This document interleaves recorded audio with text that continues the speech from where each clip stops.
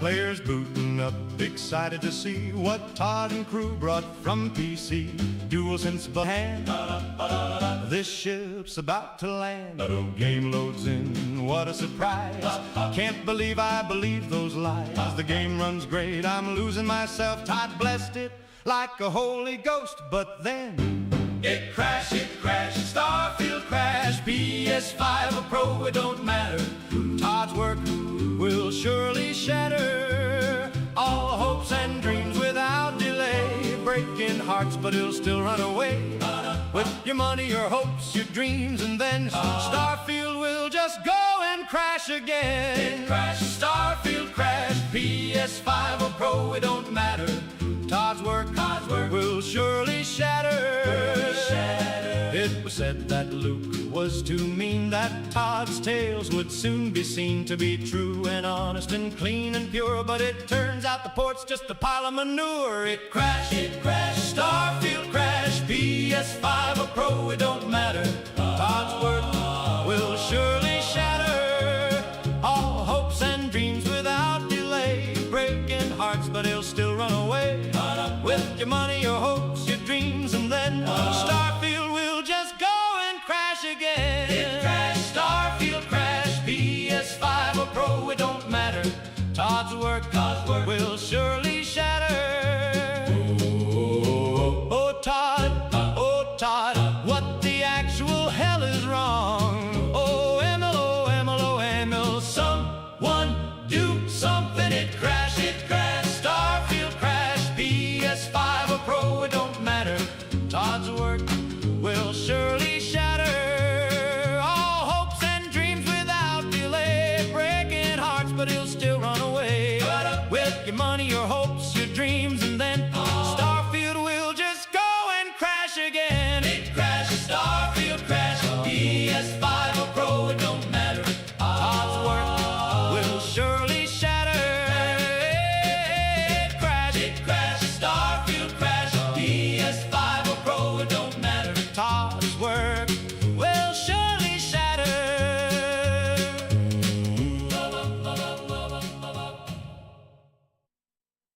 And now once more, we will try to convince Johnny to do what must be done. But let's be honest, he's not going to listen. I thought I heard the old man say, "Leave her, Johnny, leave her. Tomorrow ye will get your pay, and it's time for us to leave her." Leave her. Leave her, Johnny, leave her. Like, just go. Oh, leave her, Johnny, leave her. For the voyage is long and the winds don't blow, and it's time for us to leave her.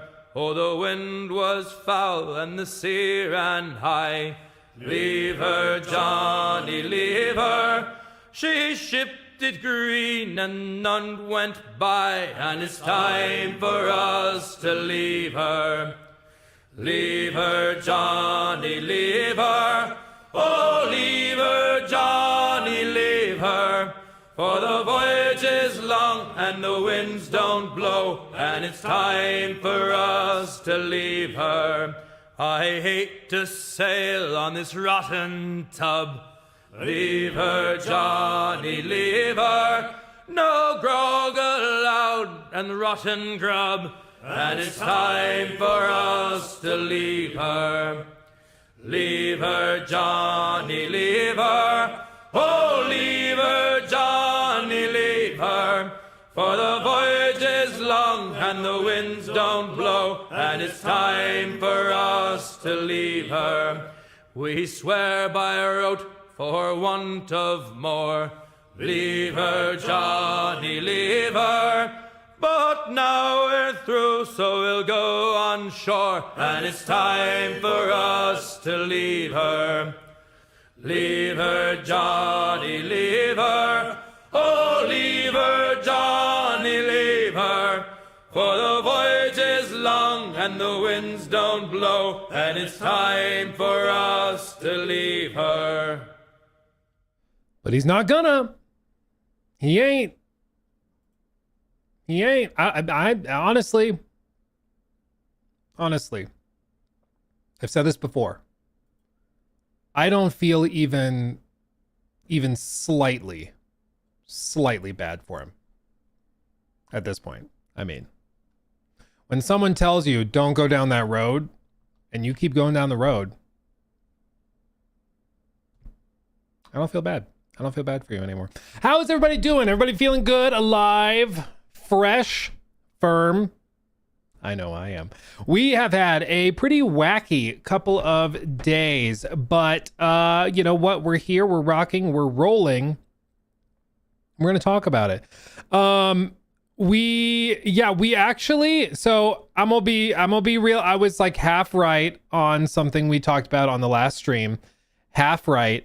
Because I said in this stream clip that I thought that they were going to announce and potentially shadow drop a DLC for The Witcher 3. Wine, that to me suggests that maybe it's an epilogue to Blood and Wine, which I'd be down for. Probably set at the villa or something, but we just honestly don't know much about it. We just don't. So we'll see.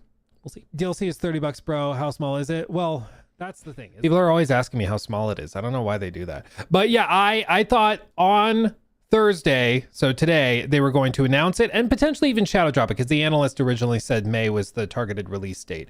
Turns out,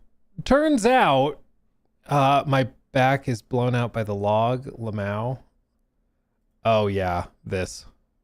Too many games right now. Like, the games that are dropping are really solid. There's a butt ton of them. So much that our backlogs are bigger than they've ever been.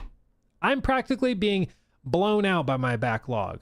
Oh, my back I remember is blown out by the log, you know? That's where Jacob cuts it. That's pretty good. Oh, goodness. Anyway. So what happened? Well, obviously, big announcement.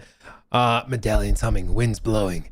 Medallions humming, that can only mean one thing. It's time to announce The Witcher 3 Wild Hunt Songs from the Past. This brand new expansion for The Witcher 3 Wild Hunt will take you to the path with Geralt once more. It's being co-developed with Fool's Theory, and it's coming to PC, Series X and S, and PlayStation 5 in 2027. So the analyst was off by a year, but they say late summer they'll have more info. So late summer, I think the official definition of that is like August, I believe, right? Alexa, when does summer officially end? The dates for school vacations vary from school to school and from school district to school district. Check your schools or districts. I'm not asking you, Alexa, stop. It's like, well, school schedules can be different. I'm like, did I ask about school? I said summer. I didn't say summer break. I said summer. Anyway, like June 21st, I believe, is the start of summer, and then usually goes about 3 months. So it should be like August-ish. Anyway, September 21st is the official end. Okay, so it could be anywhere in August to September. Gamescom is at the end of August, so maybe Gamescom is when they're expecting to do something, which would line up and make sense. This also, big notable thing, this is exclusive to current gen consoles, even though the game launched last gen. So this means if you played the game on PS4, you need to have a PS5 to play this expansion. That also is paired with a couple of other things. So for example, with the new content coming to the game, we also need to update our system requirements to ensure smooth performance and compatibility going forward. Okay, what are these changes? Well, they've upped it. So storage, I believe the original requirement was 50 gigs. New requirement is 70. 20 gig expansion? 20 gigabytes?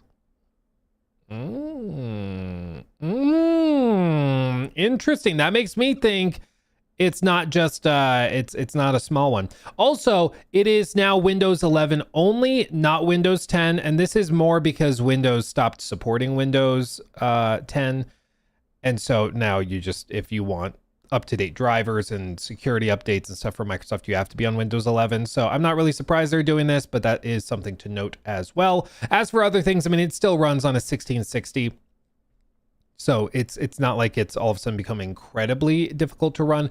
It's just they've cranked the dials up to more modern standards, which gets me excited, honestly, that it's gonna maybe have some stuff in it that pushes the boundary a little bit. But here's where the interesting little tidbit is at the very end. Look at this. We originally planned to make this big reveal during our Red streams tomorrow, which would have been today, Thursday. But let's just say we found something we didn't expect on Red Launcher. So they accidentally had it leak early in their launcher, and so then they had to reveal it early through social media. But our original prediction was right. That they were going to, the plan was to reveal it today, and then something happened. So I'd take half credit. It's not like it was a particularly crazy prediction, let's be honest. I mean, it was like...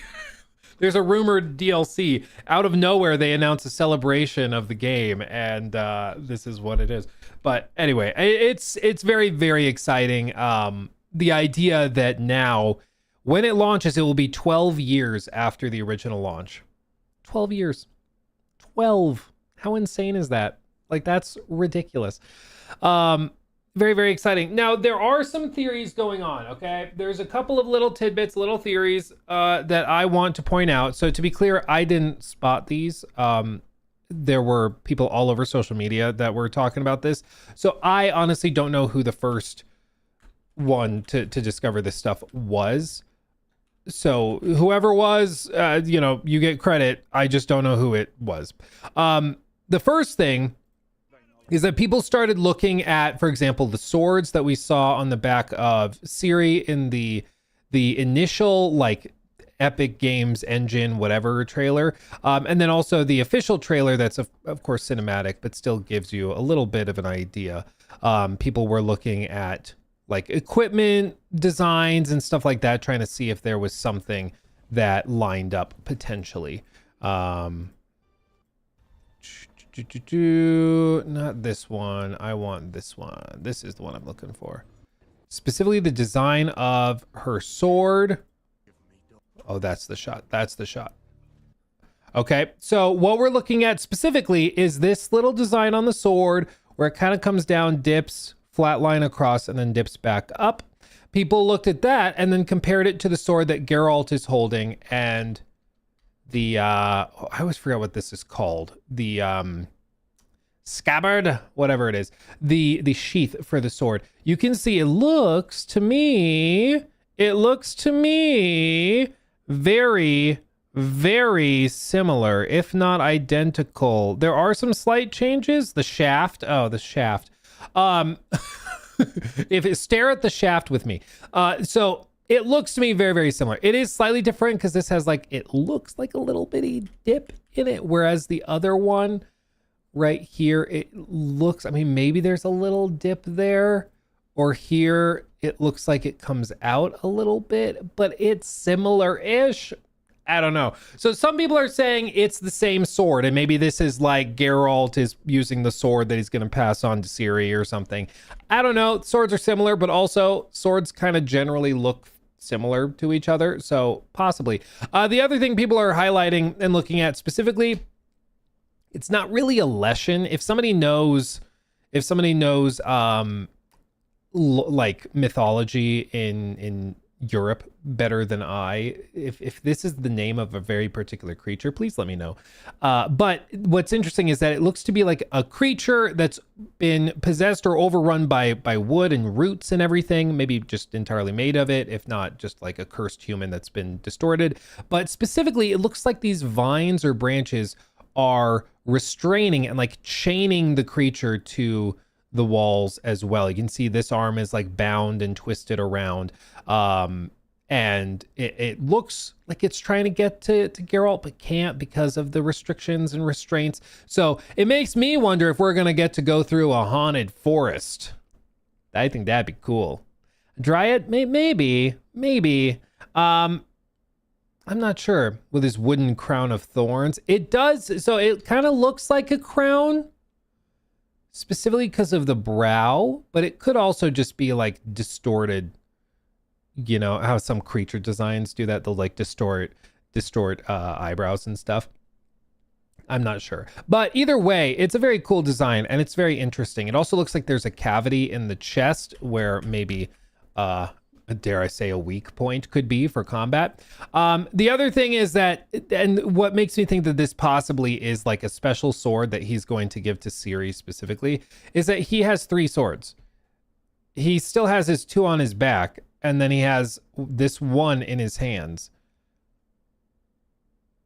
That's of course not mounted. So I think that this sword is very, very important to the story of whatever is happening on here. The name also, Songs of the Past, I mean, that probably is communicating that either they're going to do a lot of backstory exploration for Ciri or for Geralt. Now, the fact that Ciri is not shown in the artwork shows, I think, that this is primarily, you know, a Geralt gameplay experience, but I do think that there's going to be some backstory exploration. Now, what we expect is that this is going to be a basically bridging of the end of Witcher 3, specifically Blood and Wine, and Witcher 4, because we don't know how we get here. You know, this is technically a demo, but, you know, we don't know how we get from the end of Geralt's time in Toussaint to here.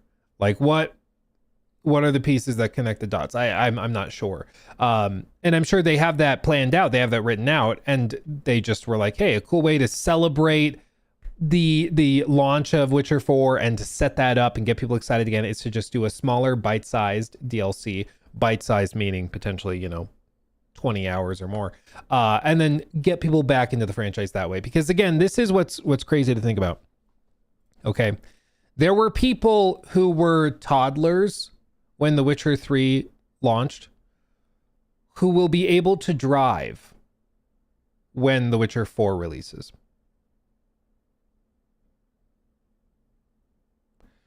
So, you know, people that were just starting like kindergarten who will be able to vote when Witcher 4 launches. Okay? So, whenever we're talking about like a big sequel like this, bro, what? Yeah, literally. That's me. Glad to have you, Unicary. I'm glad to have you. But this is the point, is that for people that played this back in 2015, we're like, oh God, finally. I can't wait. I'll replay it. Yeah, I'm so excited. But there is a literal generation of players that have never gotten to experience The Witcher 3 because it came before their time, right? As much as it pains us to say, they see Geralt and they go, oh, Geralt from Fortnite, okay? Like, for a lot of people out there, that's their exposure to The Witcher. And so by doing a DLC or a remaster, a remake, that's a great way to reintroduce the franchise to people who may not be familiar with it, right? It's the same reason why Bethesda wants to do like Fallout remakes and remasters before the Fallout 4 or Fallout 5, because Fallout 5 will come out roughly 20 years after Fallout 4, which is insane to think about, that you could be born when Fallout 4 was announced and you'll be able to drink legally in the US by the time the sequel launches, which is insane, but that's just how it is. So remakes, remasters, DLCs, expansions, stuff like that, TV shows, those are great ways to bring the franchise back into the discussion and back and like expose it to people that are not familiar with it otherwise.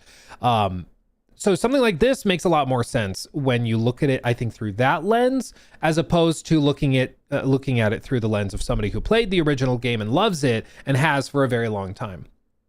You know, it's I think sometimes we can get stuck looking at things just through our lens, and then it's like, why are they doing a DLC? Like, this kind of came out of nowhere. But when you back up and look at the whole board, it kind of starts to click together and make sense.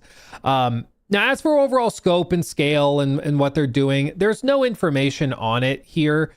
So the analyst, and to be clear, when people are saying that it's going to be $30 or $40 or it's going to be 20 hours or 30 hours, most of that is coming from an industry analyst who was looking at the books, how much money basically was being spent on the project, and then was inferring from that how much they're probably going to charge and how big it probably is based on dev time, resources, all of that. He was guessing it was, for one, going to be done and releasing this month, which obviously is not true. And he also thought it was going to launch at $30. So clearly he was right that the DLC was happening. The other pieces of the puzzle he was off on.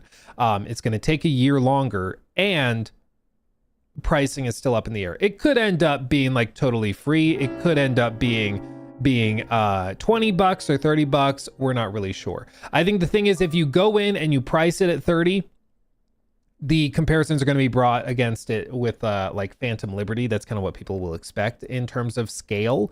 Probably an entirely new region, 15 to 25 hours of gameplay. That's what people expect for a $30 expansion. If you only do $20, then maybe you have like a little more wiggle room. But they also could announce like any day or any hour or minute information on all of this, because as we've seen, they're actively doing stuff. So you just never know. In the live stream, they compared it to Blood and Wine. Okay. Hold on.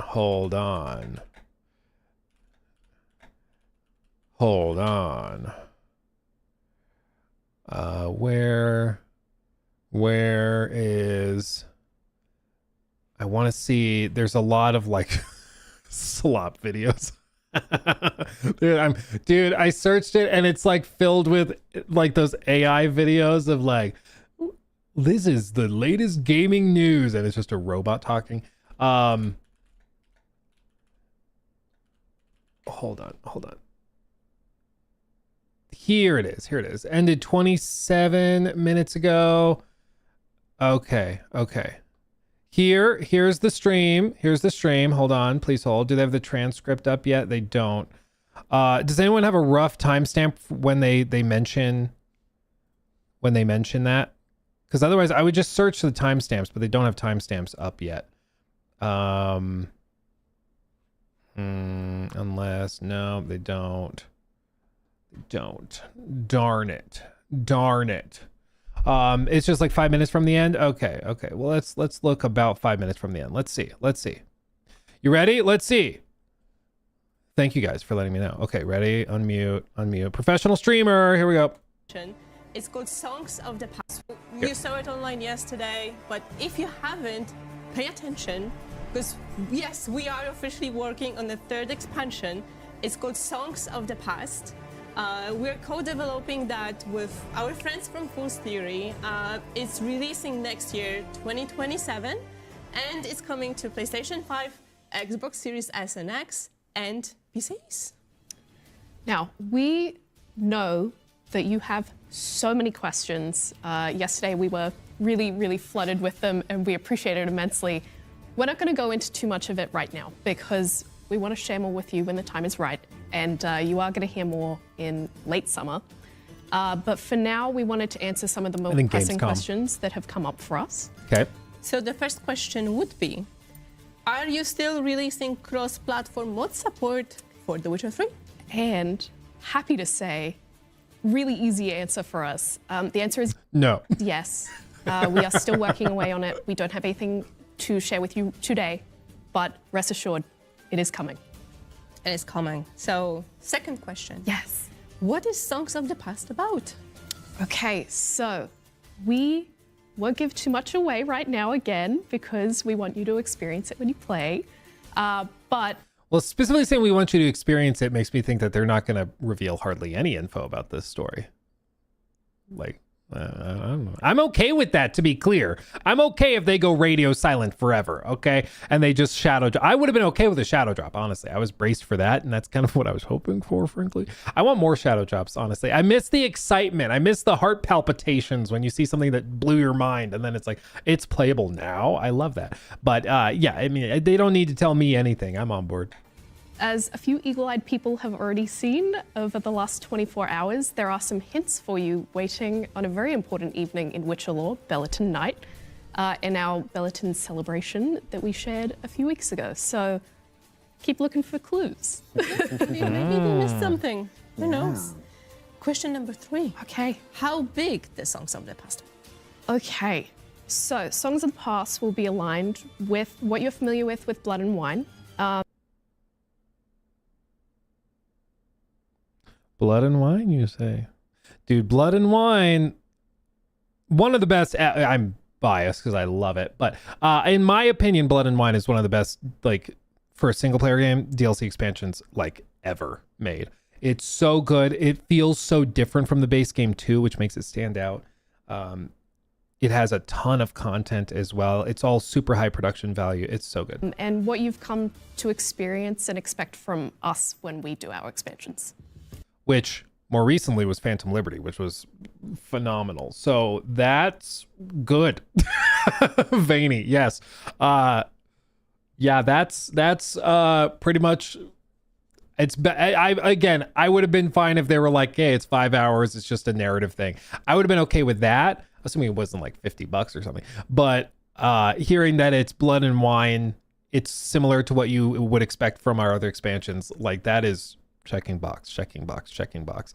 They're not exactly lowering expectations, you know? Like, they're kind of cranking the dials. So it's expansion pack. It's an expansion. Let's be clear. You know, I just want to shout out that as a person not working on this, I'm super excited. I just can't wait. And of course, it's very exciting to see how, again, after all these years, it's still this much love and passion for Geralt and the world. It's just insane. So great job. Can't wait. For sure. I am going to hit Amelia with a couple of questions now that, again, pressing in the community. Amelia, will there be new Gwent cards in Songs of the Past?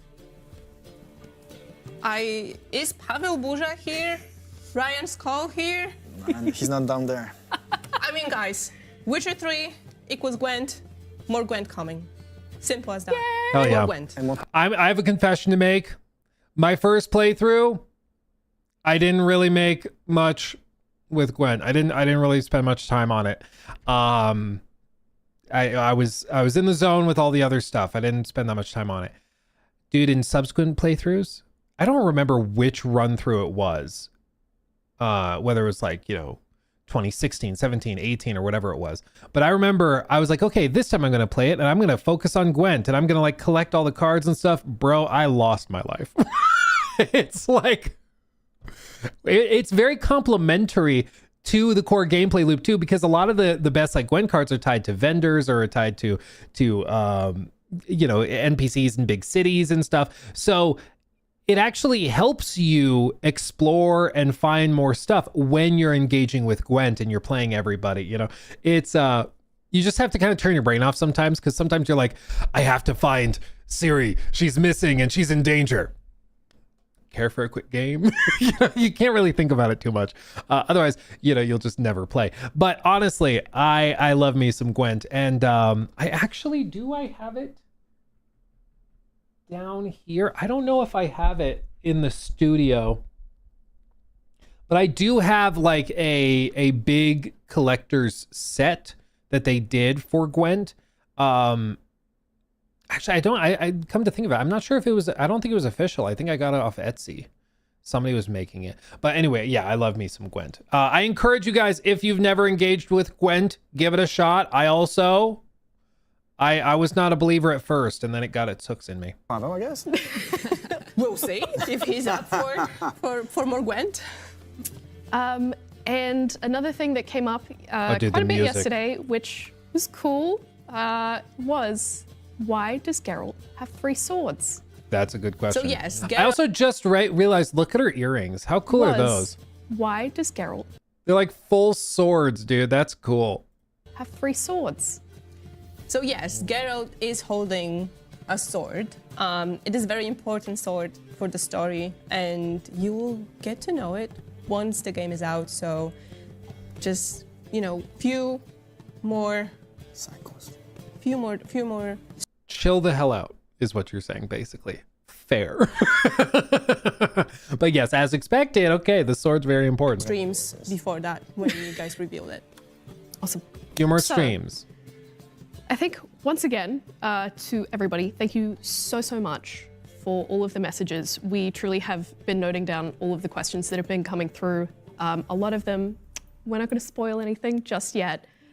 So please stay tuned until late summer when we will share more. But I guess on this note, that's kind of it for us for today. So Casper, Magda. So ready. I'm so ready for this. add an AK-47. This isn't Ubisoft. When are you gonna add the AK-47 DLC to Witcher 4 please? Or Witcher 3, please? Yes. Okay.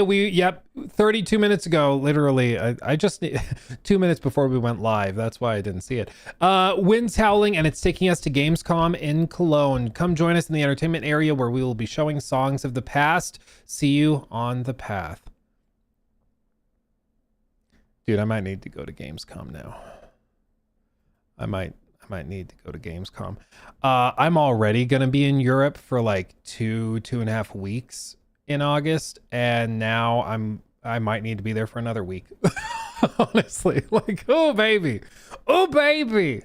That's pretty great. That's pretty great. Oh man. So anyway, it's happening. It's real. Buckle up, buckaroo. It's happening. 12 years after its launch, we will be getting another DLC. 11 years after the last DLC, we will be getting another expansion. And they're comparing it to Blood and Wine, which would put it somewhere in the realm of like 20 to 40 hours of content, new zone, new areas. Pretty remarkable. And I'm just so here for it. Because again, I was braced, and you know the old saying is like, lower your expectations, you can never be disappointed, and generally I hold to that. And so I was mentally like preparing for it to be like, it's a new DLC quest, it's like an hour long, and it just kind of connects the dots. It's like Geralt gets a letter and then he goes and collects a bouquet to send to Ciri. It's something like silly and small like that. I was not braced for it to be this massive and this ridiculous, but man, watch the very end. Oh, is there more? Oh, they said they were done, but if there's more, But I like more. do you have final words for our 10th anniversary of Blood and Wine? I would just like to say thank you for having me here, because like I mentioned, I'm always, just scribbling away and doing blocks on the screen, and it's so easy to forget who are you actually making all this for. So it's so nice to have the questions because it's so important to remember that what you're doing is actually for the people and somebody is going to enjoy it, because it gives me like so much energy to keep working. So thank you. Thank you. Same for me. Thank you so much for inviting me here. I've been away from the Witcher's World for a bit, so it was really nice to get back here, even for this small, brief moment. Thank you, Madge and the crew, for working on the new stories to tell in this universe. It's great. And for me, it was just insane to kind of get back to the song for even a couple of minutes. I feel like I'm gonna have to find some time to play the game again. Yeah, it was great. And of course, a huge shout out to the whole crew that worked on Witcher 3 and Blood and Wine, and now the crew that is making the new stories for us, which is, again, great. Thank you so much. My pleasure. Yeah. So, while we don't have anything new to show you guys for Songs of the Past, when we leave you today, we want to give you a taste of one of the tracks that you will be hearing when you play Songs of the Past. And Amelia, do you have anything else you want to add? Yeah, and as we already said, more information about Songs of the Past will be coming the late summer, and you will be seeing more of the expansion at Gamescom this year, at the entertainment area. So if you don't have plans, now you do. All right. So, Absolutely. We're done here, guys. So thank you very much for Thank you being so much. today with us. Cheers. Let's toast Cheers for the to 10 years, guys. 10 years. Cheers. Cheers. Cheers. Bye, guys. Bye, everyone. Play the song. Do the roar.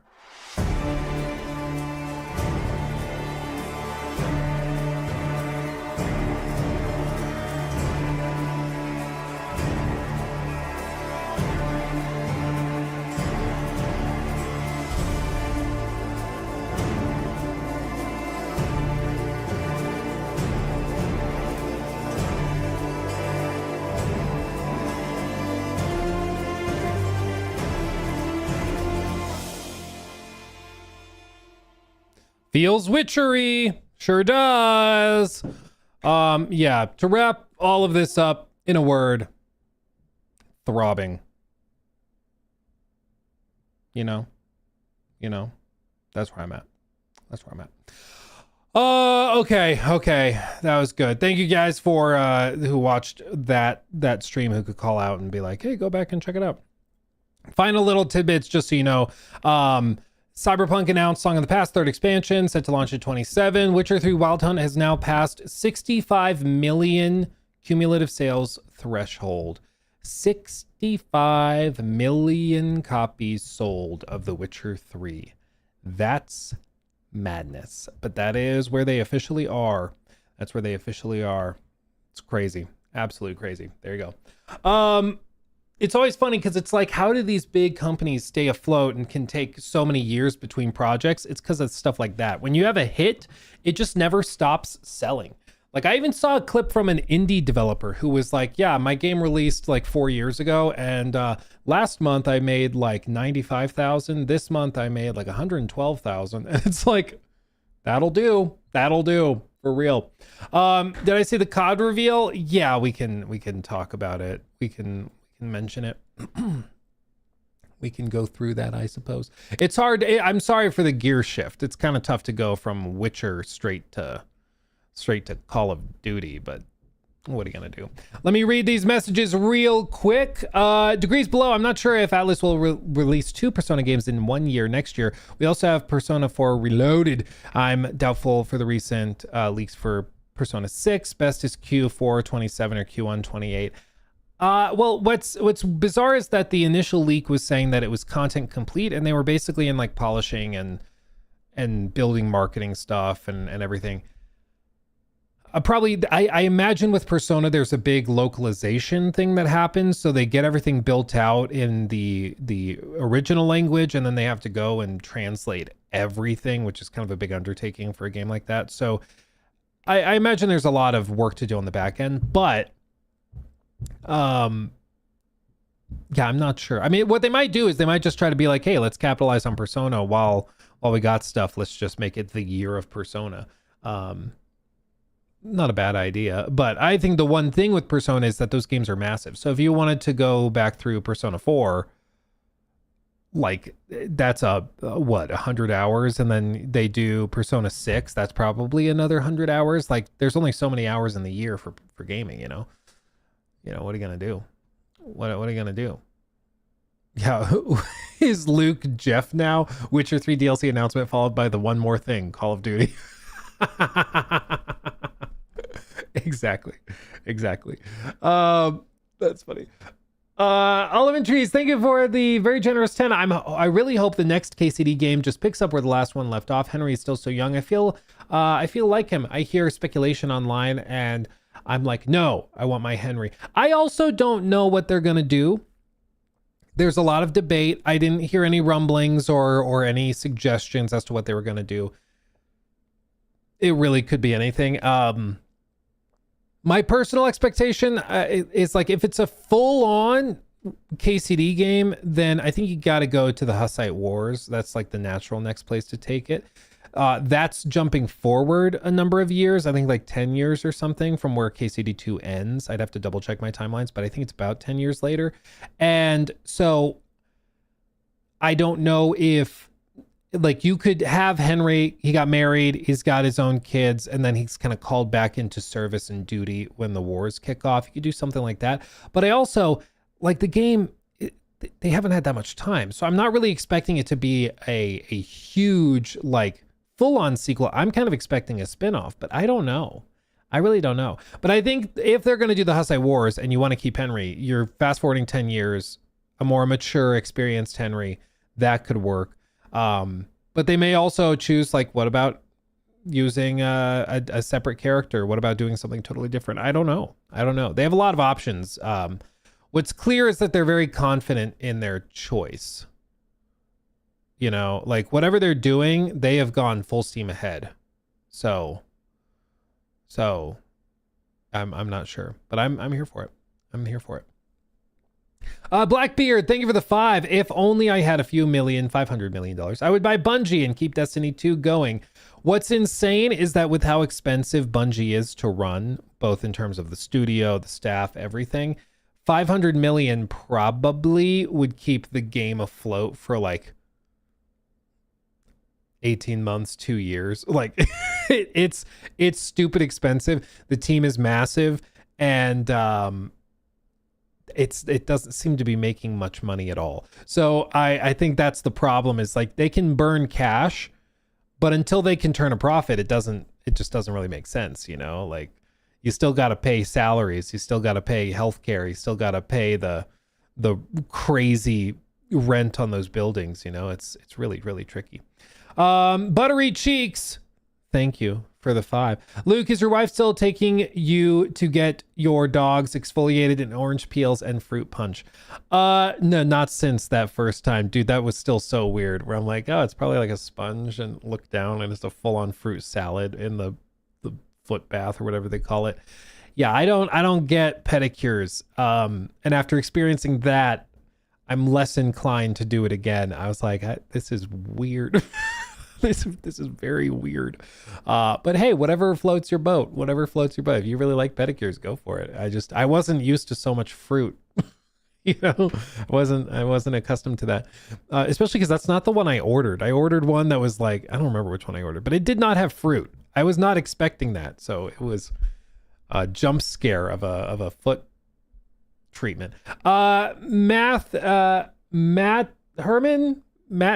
T. Herman, I think, thank you for that. It used to be you could go to the BBB of gaming for greatness. Now, more like the Three Stooges, Bungie, BioWare, Bethesda. Good thing others stepped up. Well, that's what always happens. Like, you have to remember that every 10 years or so, the like cast of the biggest studios and the most successful and praised studios will like shift and change. So 10 years ago, like, Warhorse was not really in discussion. Sandfall didn't exist yet. Larian, they were making pretty niche games, good games, but they were making pretty niche games. The idea that they would blow up with Baldur's Gate 3 was like insane to think of. 10 years ago, CDPR had just put out Blood and Wine. So they were doing well, but you know, they weren't on the level they are today. You know, 10 years ago, Ubisoft was breaking news because they were taking a singular year off of Assassin's Creed. A singular year. 2016, it was like a scandal because they were taking a year off. Prior to that, every single year they had a different one coming out.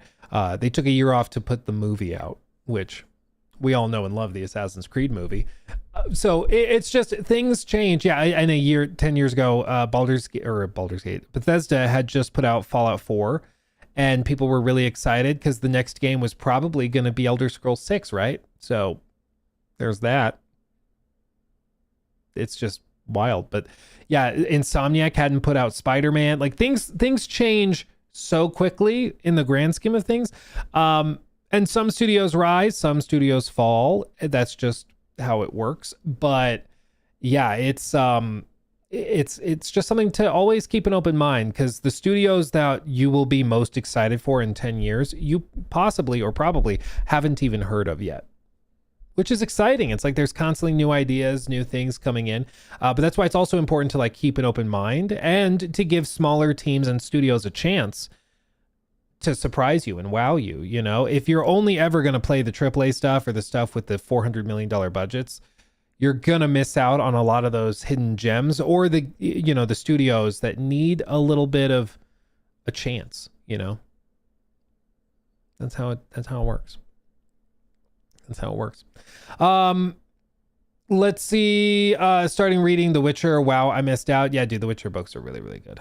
They're really, really good. I've heard some people are like diehards for certain translations, but I think most of them are good, you know.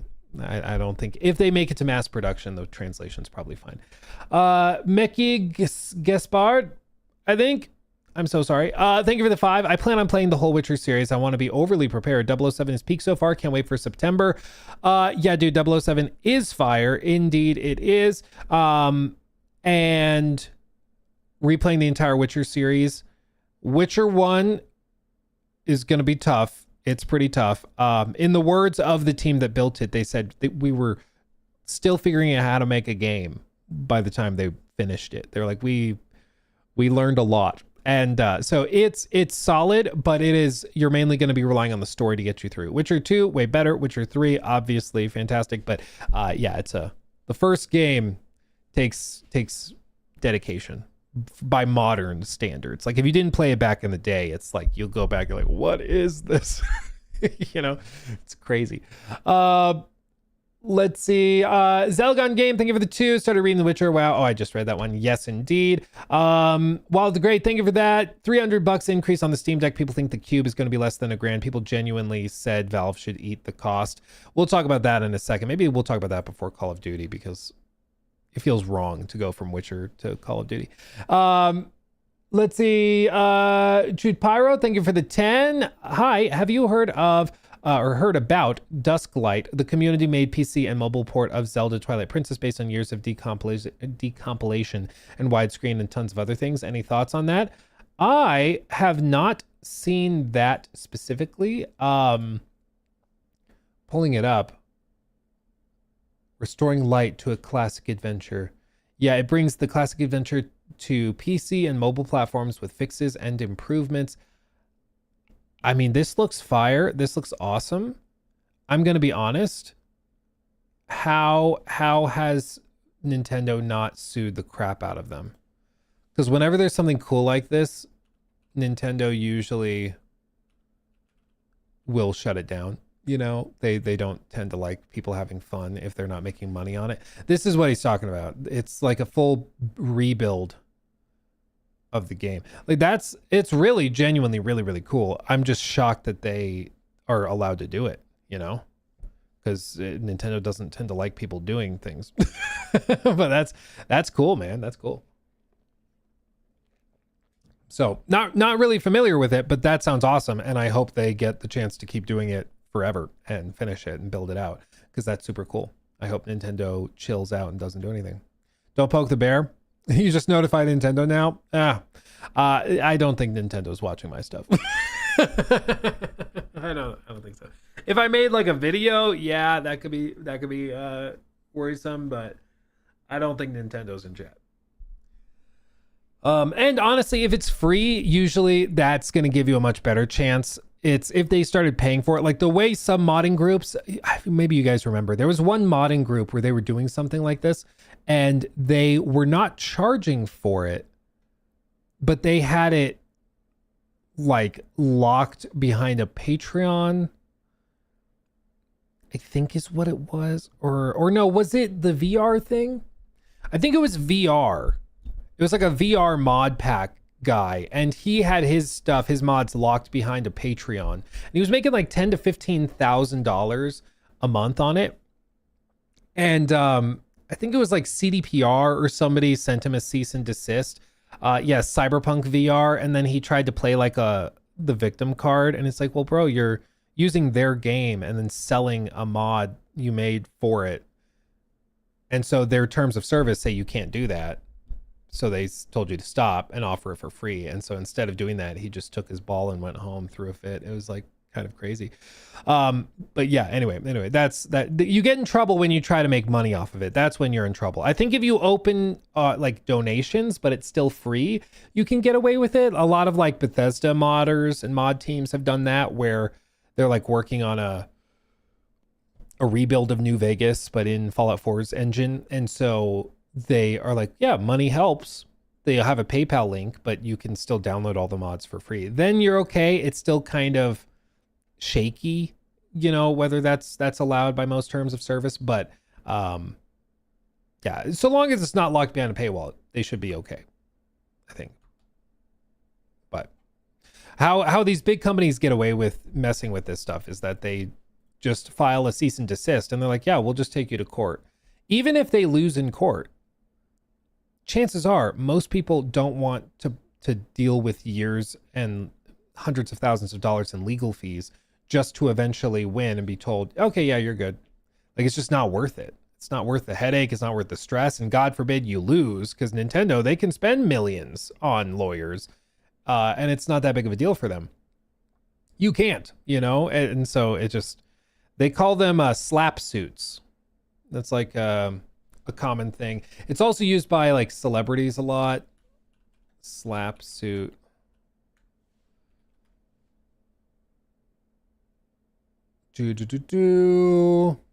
Yeah, it's also used for silencing critics as well. SLAP suits, strategic lawsuit against public participation. It's a baseless legal claim filed to censor, intimidate, or silence critics. So usually, like for big companies, it's to intimidate. By burying the target in expensive and exhausting litigation, powerful entities exploit the legal system to force individuals and organizations into abandoning their opposition. Basically being like, you will be right, but you can't afford to be right. I can afford to be wrong. So I'll file a lawsuit, and then, you're going to just give me what I want or stop doing what you're doing because you can't afford to fight it, even if you are right. Yeah, bully lawsuits. Yeah, unfortunately, it happens a lot, especially in the States. Okay. Godsmack, thank you for the 5. Hey, Luke, really enjoyed the interview with the lead from Mercury Games. Really good insight into the dev cycle. Yeah, that was really cool. I encourage you all to see it. If you missed it, we posted a clip on the live channel going through the development of Echoes of the End, the post-launch overhauls they did. It's really fascinating because it's a small team of 40 people, 50 people in Iceland. And they have built out a game that I think punches way above its weight class. And it also, when it launched, there were some negative reviews around combat and around this and that, and some bugs. Maybe a couple puzzles were too slow. And instead of sticking their head in the sand or going in just starting the next thing, they went through all of those negative reviews and then systematically tried to fix and answer every single point in them. And in that interview, we talk about that process for them. And now the game is reviewing really, really well on Steam. It runs way better. Combat's way better. They've overhauled a lot of it, and it punches way above its weight class. If you like games like God of War, if you like games like even Tomb Raider to a lesser extent, and you like Icelandic environments like you might have seen in Death Stranding or God of War, it's exactly for you. And again, that's a great example of one of those smaller teams that right now is doing smaller projects, but in 5 to 10 years, you might be surprised where they end up. That's how every massive team, every massive studio starts. They start small with smaller projects, and they get better and better over time. And they are showing all of the hallmark signs of a team that's willing to listen to feedback and grow and improve. And it's really, really cool to see. So I encourage you to go listen to that interview. It's very, very interesting, I think. And it was really cool to get the opportunity to chat with Haldor and learn about their process. It was really cool. Roberto, thank you for that. Luke, I would like to know your thoughts on panel tech. I'm between Gossi Woled and Matt QLED, or QOLED. Do you happen to have any preference? Well, if you're looking between Glossy and Matte, Glossy in dark rooms, Matte in bright rooms, because reflections in bright rooms are a killer. As for the downside of matte, and the reason why most people don't use matte if they can help it, is because matte, the way those panels work is they absorb light, so they don't reflect it out, right? So they absorb the light so it doesn't bounce back into your eyeball. That will mean that blacks aren't as black. It will mean that contrast is limited. It will mean that a lot of colors will get squished together. So usually in a perfect world, you don't use matte displays if you can help it. But obviously nobody's living room or theater room is perfect. So it's different for everybody. But yeah, usually you're just picking between the a couple of options based on your particular scenario. But yeah, usually they'll do matte finishes if there's a lot of reflection and natural light spilling in the room. But I would say ideally you don't use matte panels because it'll harm your contrast levels. So that's just what I would say. Real quick, Zero, thank you for that 10. Very generous. Yo, Luke, long time no see. Just wanted to know if you're still dumping hours into Crimson Desert like myself. Love watching your success, boss, my friend. Keep going. Thank you, my friend. Much love to you. And yeah, no, I'm still finding new stuff constantly. I'll take a week off because when I was playing James Bond or 007 First Light, I was like, okay, I got to focus on 007. So I'll take a week off while I'm focusing on one game, and then I'll pop back in for a little bit, and then I'm like, okay, I got to go and travel to Singapore for 5 days. So take 5-6 days off, then I'll come back. So it's been my come back in, put a number of hours back in, and then, you know, go do something else. But yeah, it's still blowing me away regularly. Bender the Offender, thank you for 21 months. Thank you for that. Off topic, but who here is going to watch the new Scary Movie? Dude, probably. I like the Scary Movies. They're fun. They're stupid, but they're fun. Hype Not IQ, also thank you for the re-up on your membership. Appreciate you. And then Friendly DPS TV, thank you for the sub over on Twitch, my friend. Appreciate you guys. Highly recommend Glossy. Yeah, Oren, I personally prefer Glossy, but if you're in like a living room that has a lot of big windows and like, or a sliding glass door next to it or something, Glossy may not be the best choice because you're just constantly going to be getting the light reflected. But if you've got like blackout curtains and stuff, then yeah, go Glossy, but you gotta make sure it makes sense for your room. The worst thing is if you spend thousands on a TV and then you get it into your home and you realize that because of where the window is, there's constantly light shining in your face. That would suck. So just don't make that mistake. Think those things through, the boring things, before you spend the money. Let's talk about this. Talk about something that also sucks. New segment. And then we'll talk about Call of Duty. So everybody asking about Call of Duty, we'll get to it. I just want to do this first. New segment for your new. That's how it makes me feel. Breaking news over the last day or so. Breaking news. Steam has revealed new pricing for the Steam Decks. Pricing for the 1 terabyte OLED has gone from $649 to $949. The 512 gig OLED variant has gone from $549 to $789. They also still out of stock. I think the rumor was, I didn't see confirmation of it because I bought an OLED Steam Deck, whatever it was, a year ago, 2 years ago, whenever they dropped. And so I haven't needed to go shopping for one, thank goodness. But some people were saying that they restocked them and then they sold out instantly again. So who knows?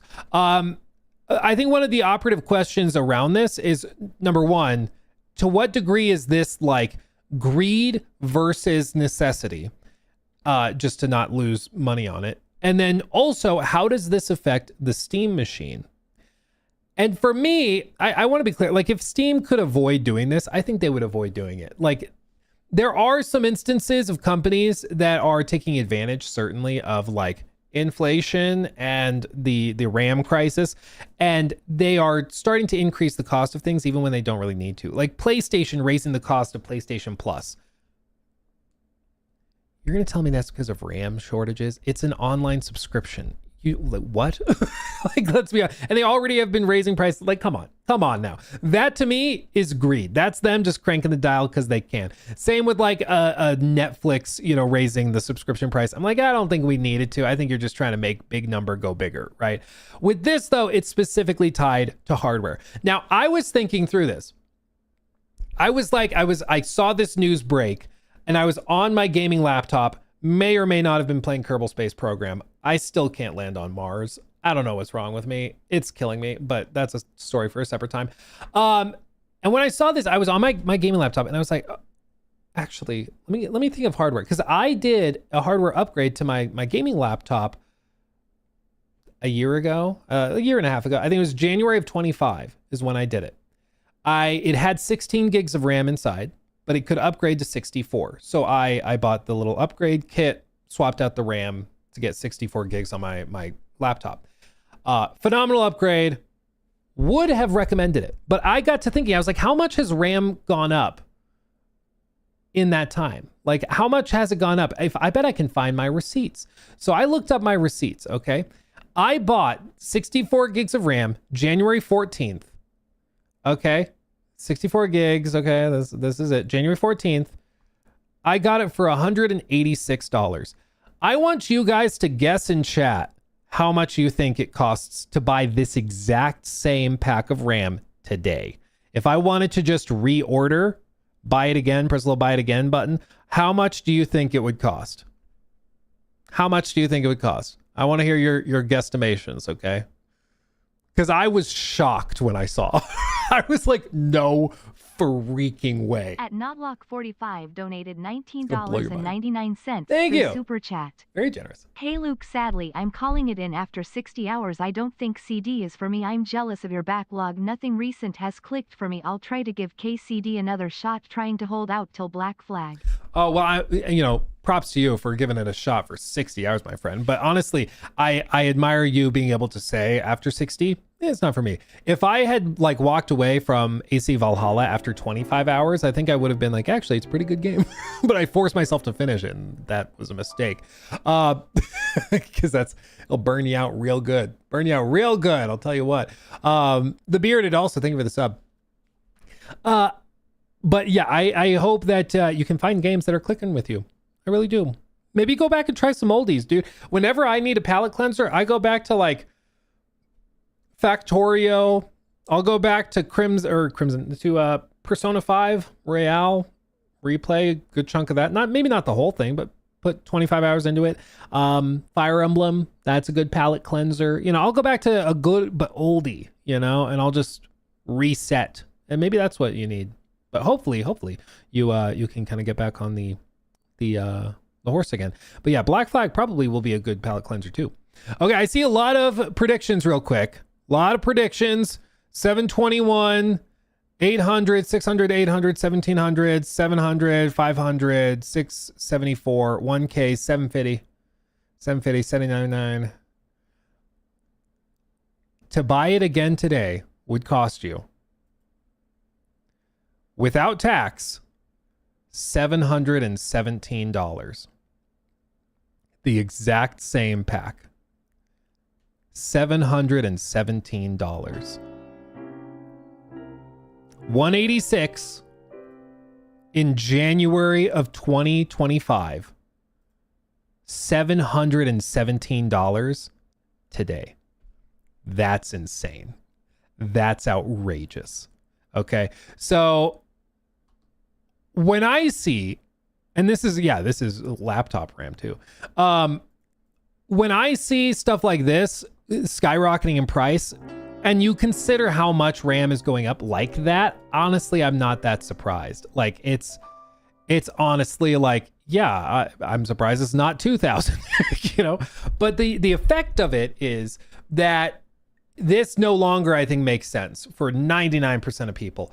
For $1,000, you can get an ROG Ally X until they raise the price of that. And it's going to perform better than the Steam Deck. I personally like the feel of the Steam Deck more, but to each their own. But like, this just doesn't make sense anymore. And that's where we're getting, is that it's like a lot of this hardware just doesn't make sense to buy.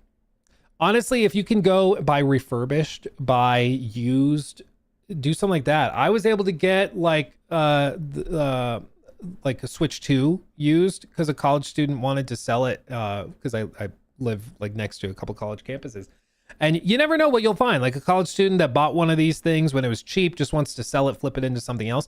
You might be able to find somebody like that who's like got an OLED, and maybe they're only going to ask you to pay $700 for it. Yeah, it's used for $700 and they paid $650 or whatever it was, $650 for it. But that could still, leave you ahead, of where you would be if you really needed the hardware. I just think like buying brand new hardware for most people now is it just doesn't really make sense. It just doesn't. But that brings us to the second question, because I think a lot of this is born out of necessity. They don't want to lose $500 or $400 or $300 on every console sold. So instead of losing money, they're just going to price it where they basically break even, or maybe have like a 10% margin or something and call it good there. I also think they are not manufacturing many of these at all, because they know not many people are going to buy this. So these things are going to, like when they come into stock, they'll go out of stock super fast, because the people who have enough expendable income to buy one of these are going to buy it. It's going to instantly sell out. That it's going to create like a sense of scarcity, and it's just going to make them even more in demand. But that brings us to the question of how does this affect the Steam machine?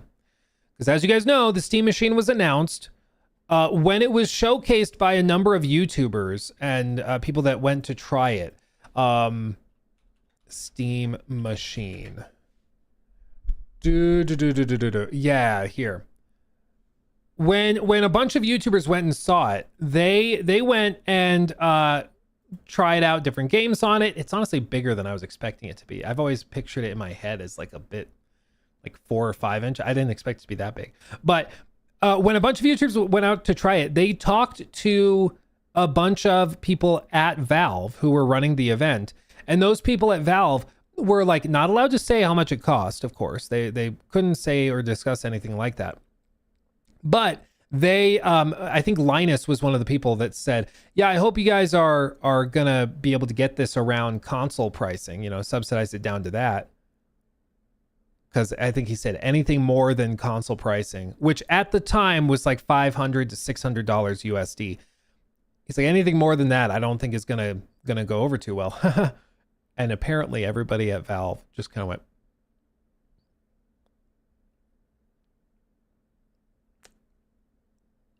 and didn't really say anything. Which, you know, hold on. Where'd it go? It's been a minute since I broke out this bad boy. That's what we call a red flag. That's not great. It's not great. And I think that the sentiment is accurate, that if this is priced like over $1,000, I don't think that works.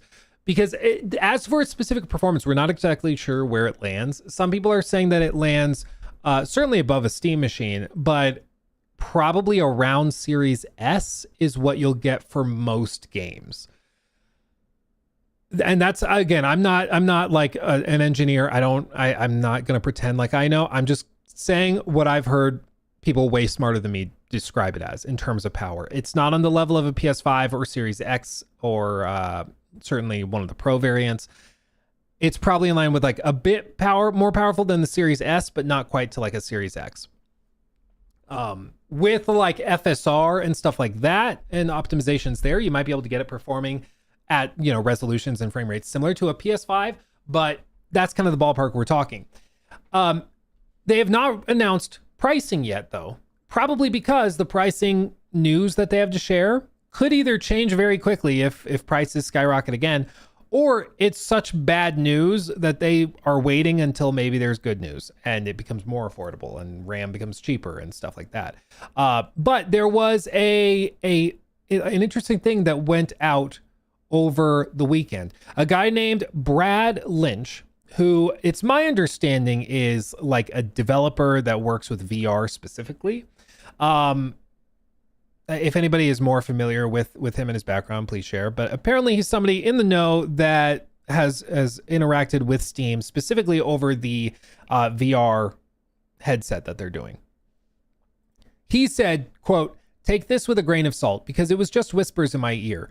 But back when I was told a figure for what Valve's estimated price they'd have to set for the starting price of the Steam machine, it was still higher than today's Steam Deck prices, which is after the price hikes." And that was 2 months ago.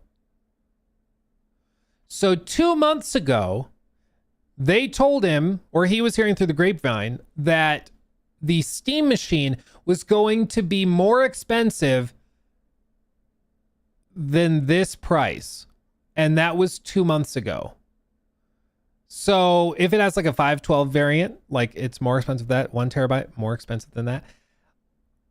And that was 2 months ago. Prices have only gone up in a lot of cases. I don't think they've gone down in the last 2 months. Not yet, at least. So based on what he's describing, you're saying he's an OG, definitely legit. Based on what he's describing, if this is true, that 2 months ago they were saying that it was more expensive than even these prices is what they were expecting, there's no shot that this thing is less than 1,000. Like, I think that this thing is, you know, like with or without a controller, the original plan was to have a controller in the box. Maybe that's how they get around it, is that they lower the price by $80 and get rid of the controller, and you have to buy it separately. Maybe that's what they do. I don't know, man. Crying as a Canadian. Yeah, for Canadians, this is probably like 2,000. For Australians, this is probably like 15 grand. It's like a full-on kidney. I don't see a world in which this thing launches for under 1,000. And frankly, the Steam Machine, like again, if we think hypothetically Series S, like a little more powerful than the Series S, a little less than a PS5 for $1,000, maybe even 1,100. Like, I'm a YouTuber. I love spending money frivolously on things I don't need. Look at all my Lego sets in this studio. Obviously, I love wasting money. And even I am like, I don't think that makes sense. I don't think that makes sense. You know? And so there is a non-zero chance that Steam or Valve just puts this on pause. You know? Like the pricing doesn't make sense. We're going to announce it at $1,100. That's what we would need to not lose tons of money on it. And we're going to sell 35 units. That just doesn't make sense. I don't know how many they've manufactured at this point. That's also a big question mark. We don't really know. We know that they manufactured a lot of controllers. Well, actually not as many as you would think. I think the original order was roughly like 25,000 units for that. Hold on. Let me see if I can find the original thing I saw that mentioned it. Let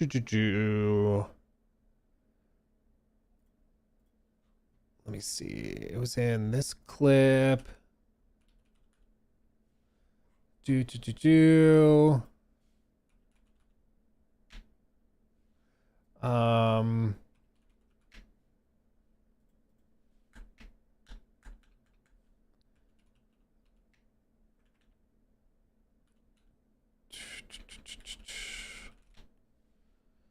Is this it? Hold on. I'm trying to find the exact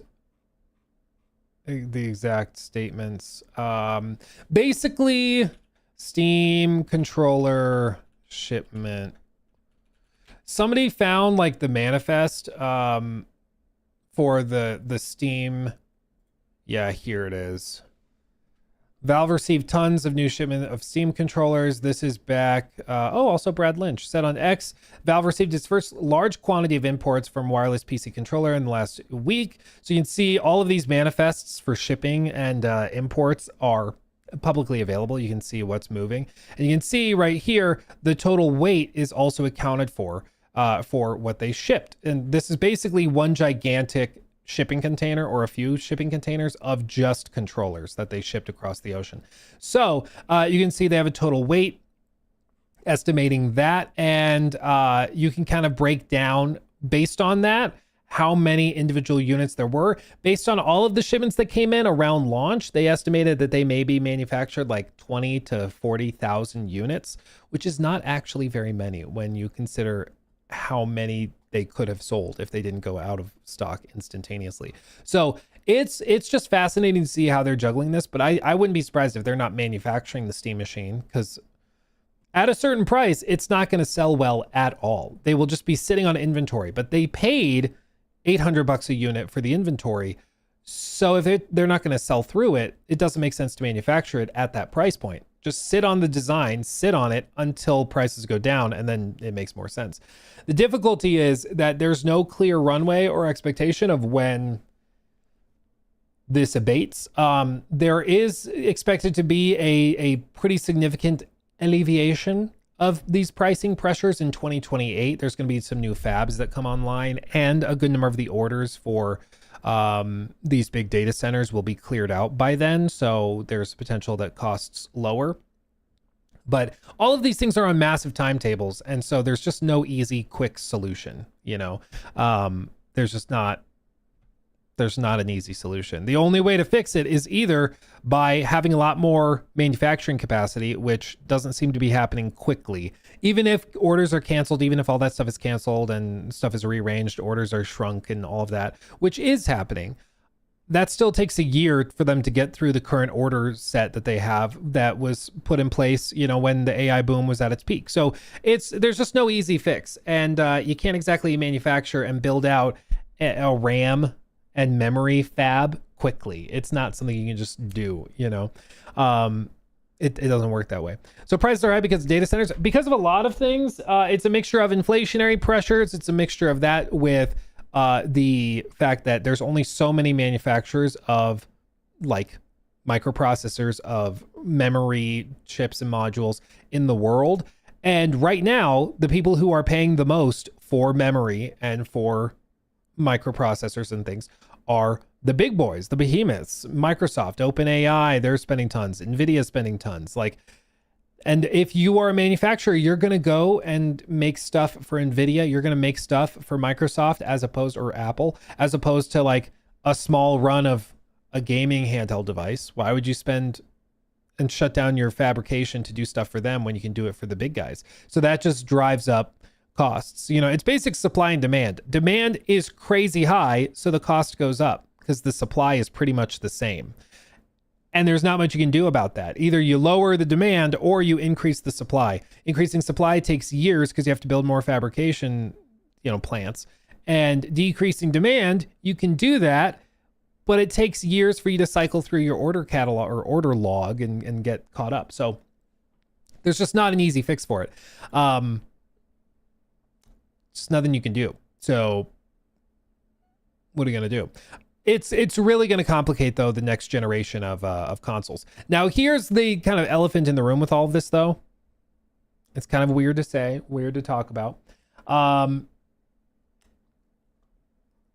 One of the reasons why the US stock market continues to climb is because, like, customer behaviors don't make sense right now. They shouldn't be reflecting the way that they do, okay? I think all of us feel as though the market is bad, as though costs are insane, we feel all of these things. And yet the stock market keeps chugging along. Back in April, there was a dip. Back, April of last year, there's a big dip, as you can see there. But we keep on chugging. And a lot of it is just simply because people keep spending money. Like, that's what's insane to me, is that we see all of these reports on like cost of living has skyrocketed, cost of food, cost of housing, and all of that is true. But people are still putting their brand new iPhone 16, 17, whatever they're on now, on Klarna, and they're still financing DoorDash, and they're still spending crazy amounts of money. So even though we look at this and this seems insane, they're still going and selling out. And it makes me wonder, like, start of next generation, they launched the PlayStation 6 at $900. Spending debt, not money? Well, that sounds like tomorrow's problem. That's how most people are thinking about it. They're like, yeah, costs are expensive now, so I'll just put it on credit now and I'll deal with it later. That might work today, but when you run out of credit, or the creditors come knocking, you're going to be in trouble. The question is, when does that bubble pop? When do people run out of credit? When do people run out of this or that? I genuinely am not sure. I don't know what the data suggests, but you'd have to think at some point the gravy train ends, right? But I would not be surprised if, like, when the PlayStation 6 launches, the next Xbox consoles launch, I would not be surprised if they launch them and it's like literally advertised as $9.99 or $59.99 per month, available with 0% 24-month financing or something like that. I think they're basically going to start advertising these things like they do cell phones, because they're like, okay, people are buying a new cell phone every year to 2 years because they finance it over 24 months. And then they're like, ooh, I can get an upgrade. You're not getting an upgrade. They're just allowing you to borrow more money. But it feels like you're getting an upgrade because you can get a new phone without having to pay out of pocket a big chunk of change. You're just actually paying it over the next 2 years. But I think they're going to start trying to push to finance game consoles, gaming hardware all over the place. And to be clear, I don't like that. You shouldn't finance game consoles. If you can't afford a game console, that is okay. Just don't buy it right now. Wait, But I think the big thing is the company doesn't care. They're like, hey, if you bought it, you bought it. They don't care. So I think that's going to be the big push for next generation. I think one of the ways they're going to do it is they're just looking at cell phones. How is Apple still selling millions by millions by millions of iPhones every single year? It's because they let you finance it. They let you put it on a payment plan, and a lot of people, probably the vast majority of people, do it. Of everybody I know, I don't know anybody who buys their phones outright. I mean, I do because I like to trade phones, and you can't trade a phone, you're paying down. So I buy my phones outright, but I don't know anybody else that does that. Like, I think a lot of people just put it on the like financing plan. Raise his hand. I buy my phone outright. See, I knew I liked you guys. I knew I liked you guys. I'm glad to hear. There's a lot of people in chat right now. They're just and it's okay. Okay. It's okay. It's kind of how it works nowadays. And if that's the difference is with a phone in the modern marketplace, you kind of need a phone to exist in society. Let's be real. Like you just kind of do. Like even a lot of jobs, they're using like, you have to use your phone to clock in. You have to I get it. I get it. You need a phone. You might not need like the 18 Pro Max, whatever, but like not everybody's buying those. So I get it. I get it. You're not a bad person because you financed a phone. My point is, I think those same tactics that they're using for something you probably need, like a phone, they're going to start to use on a lot of stuff that you don't need. You know? A lot of it. A lot of it. One phone lasts 6 years. Yeah, that's a good lifespan for a phone, yeah. Like 5 to 6 years, I think is a really good lifespan for a phone. And if you're willing to do like repairs and stuff, that's great. They'll just down throttle it so it starts running like crap, and then like stop doing software support, and they'll do other stuff like they update the whatever YouTube app, and all of a sudden videos don't play properly and stutter all the time. So they kind of push you conveniently to get a new one that way. But yeah. Anyway. My 2019 phone is still working fine. It's good to hear you took care of it. That's awesome. That's awesome. Hell yeah. Let's see. So anyway, long story short, everything's expensive now. Everything sucks, and it's not going to change anytime soon. And I encourage you. I love the Steam Deck OLED. Don't. It's literally not worth that price. Get a used one, get a refurbished one. After the first day, when it doesn't come in the shiny box, you'll forget that it was used or refurbished. Like, it works just fine. It'll be great, okay? Just do it that way. Used and refurbished hardware is awesome. It works just fine, okay? That's what I would recommend. Old price, they were sold out. That's like, if you could have bought one of these at this price a week ago, yeah, that's a decent deal. I think it's still expensive, but yeah, I think it made sense. But they were all sold out forever, like for months and months and months. At $649, it's a premium product, but I think a solid one. Especially the display is awesome. The display's way better than a lot of other handhelds. For $949, it's like, I don't know, man. That's steep. Because what's the Legion Go 2 at now? I don't know. I think it's all... oh, God.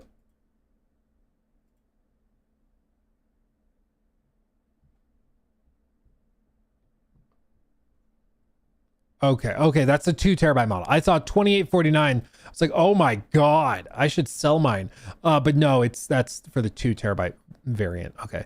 But they're saying Lenovo Store is running 25% discount on the Go 2, setting the 1 terabyte down to $1,200. Like for $1,000, save up an extra $200, wait for this to become available and go back in stock and buy this.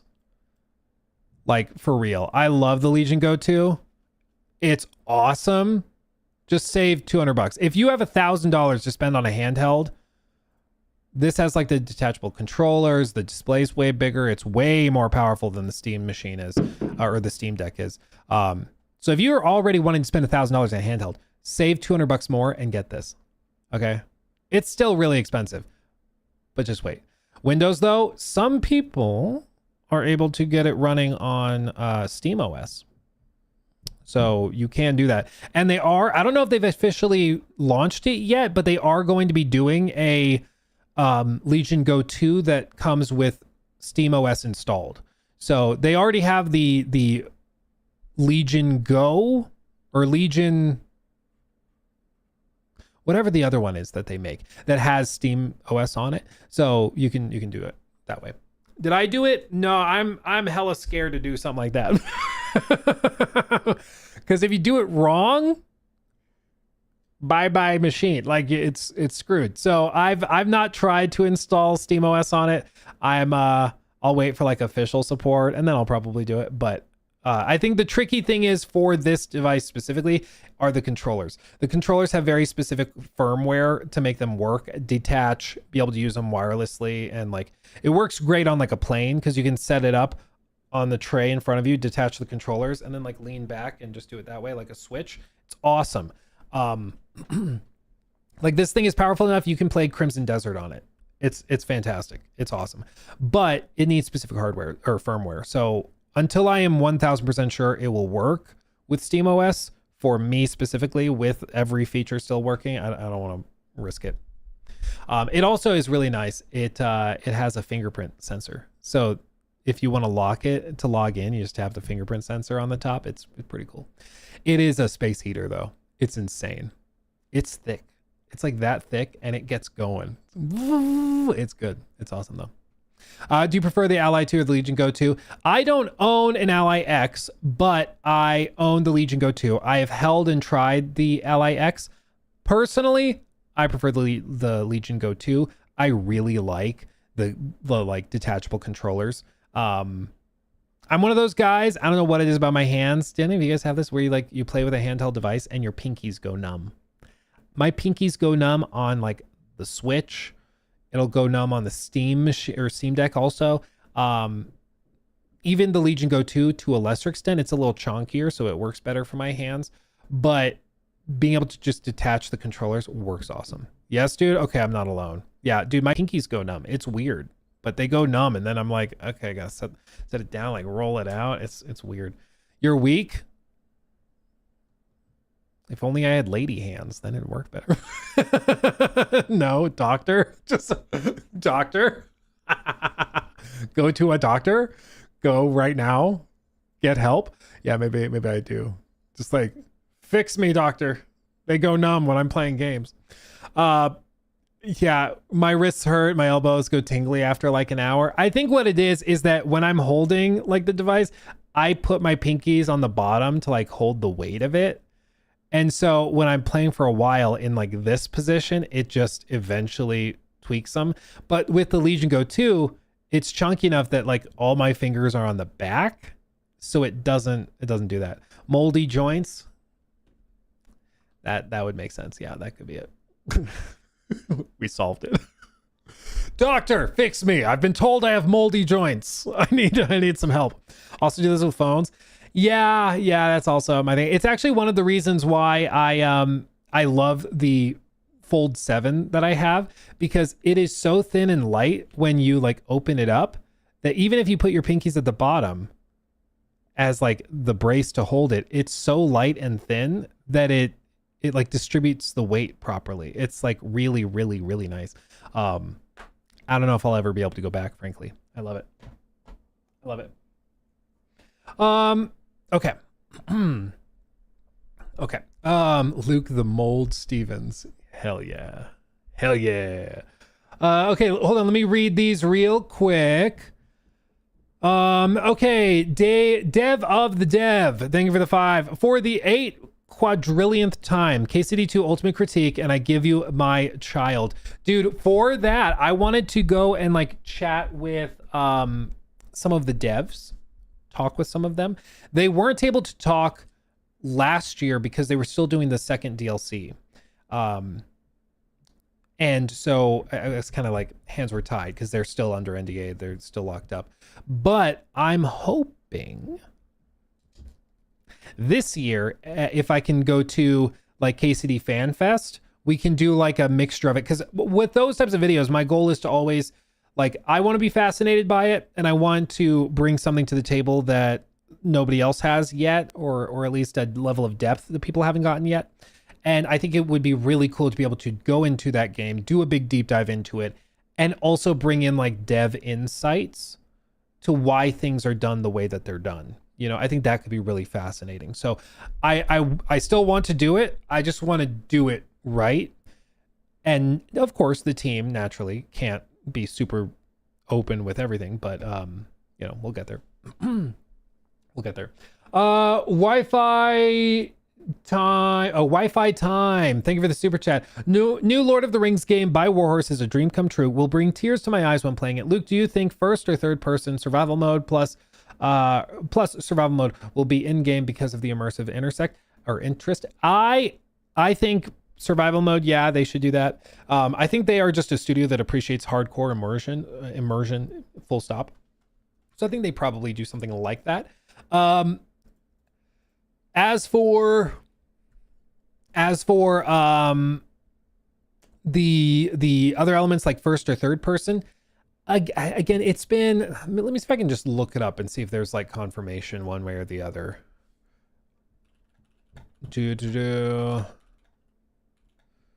New Lord of the Rings game made by Warhorse.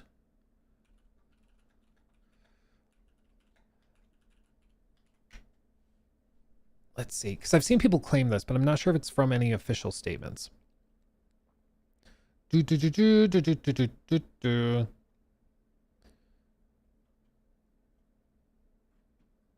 Okay, I see why people are saying this. Okay, so the Lord of the Rings game by Warhorse, of course, they just announced that they are working on it, but apparently there's been no official confirmation around the hardware that they're using.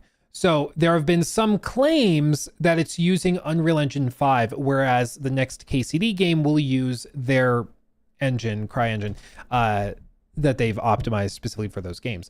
However, what's interesting is that they have apparently listed a number of job openings, which is what people often point to. So like there's potential job openings that are suggesting Unreal Engine 5. So you can see in development alongside new game Kingdom Come series, the new RPG is early in development. Right now, there's no release period for the game. However, considering the studio is shifting to Unreal Engine 5 for the game's release, I'm not sure. Where's the confirmation of that, though? Let's see. A long time until we actually play the game alongside developer brand new game. The studio is shifting engines from its heavily modified CryEngine setup to a form of Unreal Engine 5. But again, I don't know where that's confirmed. Maybe in that 2-hour clip. I just need to watch the whole thing.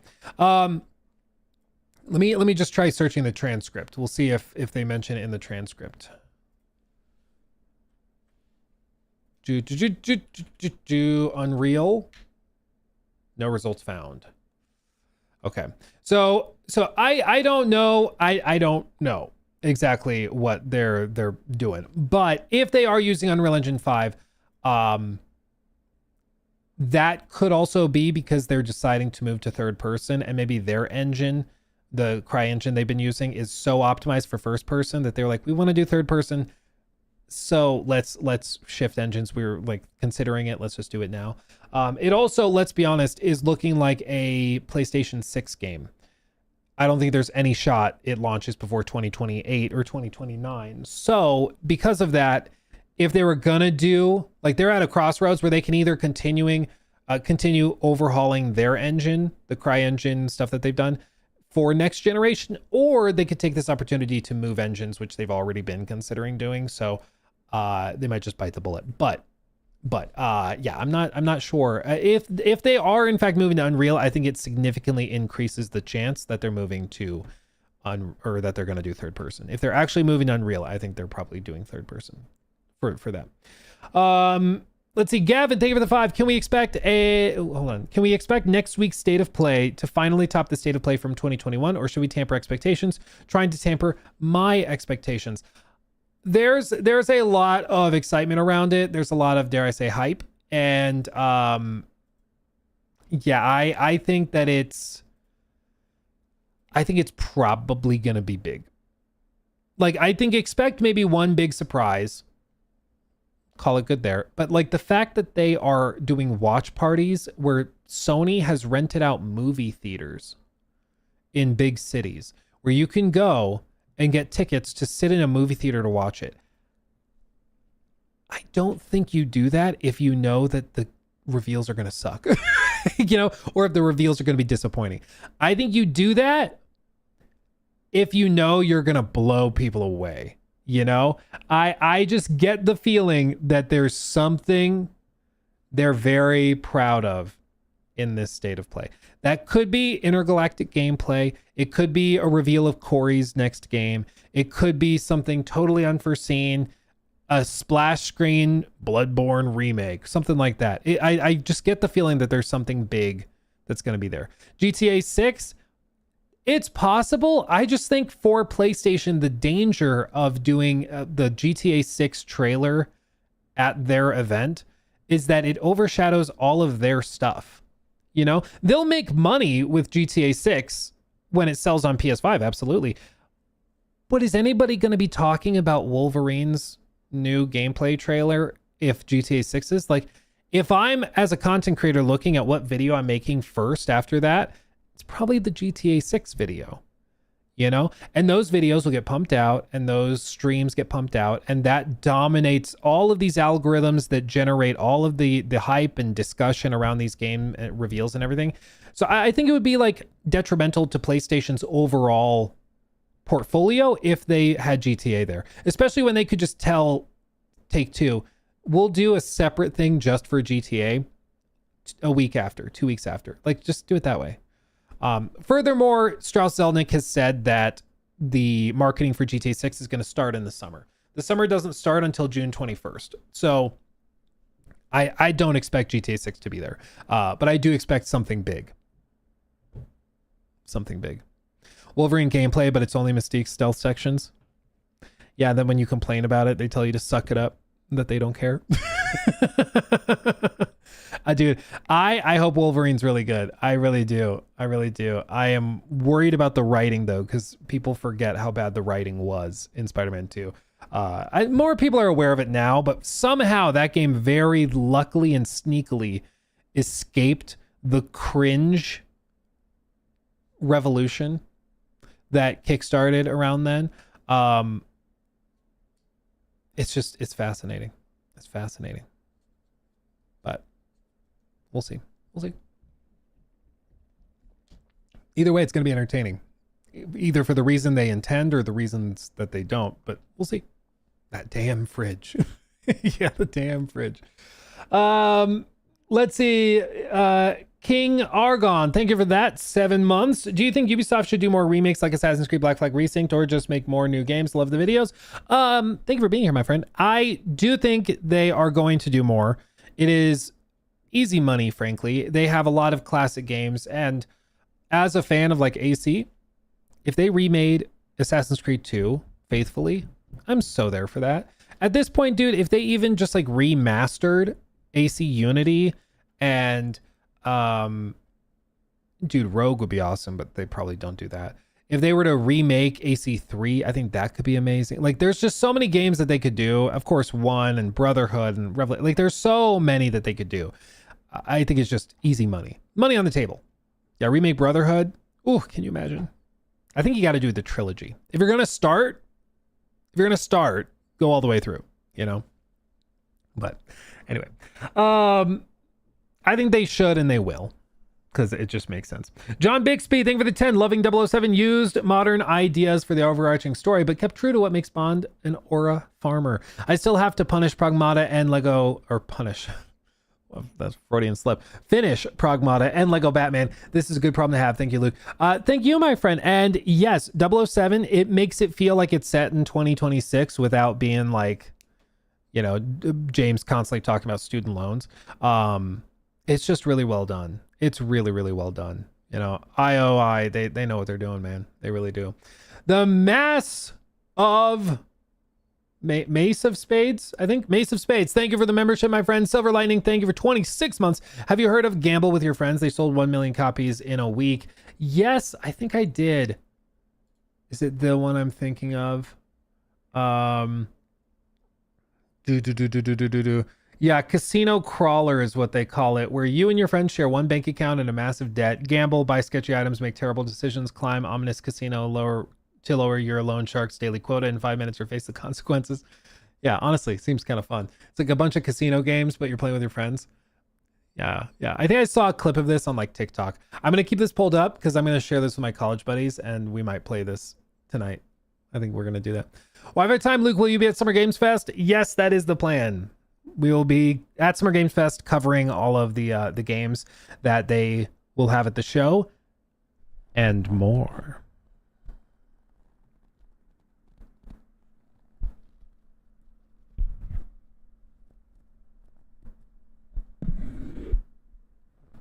So we'll see about that. We'll see about that. Will we do a watch party for State of Play? Yeah, I think so. That's the plan. That's my plan, at least. Yeah, it's the 2nd. That's the idea. That'd be super cool. One more thing, yeah. High Guard 2, baby. It's back! It's back and better than ever. It's blowing out your back. Chicken Bing, thank you for the 10. Thank you. Hey, Luke, first time on stream. Love your videos. You mentioned Factoria. Have you played Dyson Sphere program? Yes, Dyson Sphere is awesome. Those are some of my guilty pleasure games. Are those like sim management, like building, maybe tycoon? I don't know exactly what categories those games exactly fit into, but I love all of those. I don't know what it is about them. I just love them. They tickle a part of my brain, man, that I didn't know I had until I tried them, and now I can't stop. So I am a diehard fan. Tell you what. And thank you for the 10. That's very, very generous. Thank you, my friend. Warped Speed, thank you for the 5. I was thinking about the whole Bethesda timeline, and I think realistically, oops, I scrolled too far. Elder Scrolls 6, 2032, Fallout 3 Remake, 2034, Fallout 5, 2043, Starfield 2, 2059.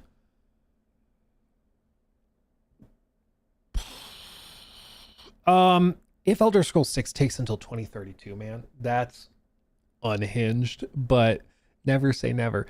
I think my timeline, I think, is Elder Scrolls 6, 2020, late 2028. I have a sneaking suspicion that something is coming between Elder Scrolls 6 and Fallout 5. Just being honest. Don't have to like it. I'm just telling you what I think. Todd said some stuff that makes me think there's something after Elder Scrolls 6. So if that's the case, there's another thing between them. So Elder Scrolls 6 in 2028, and then Starfield Online 2033, 2032, Fallout 5 2036, 2037. Like, we start to really slip pretty far. Starfield 1.2. Yeah, well, the whole thing, and to be clear, all of this started because Todd made one comment. Where was it?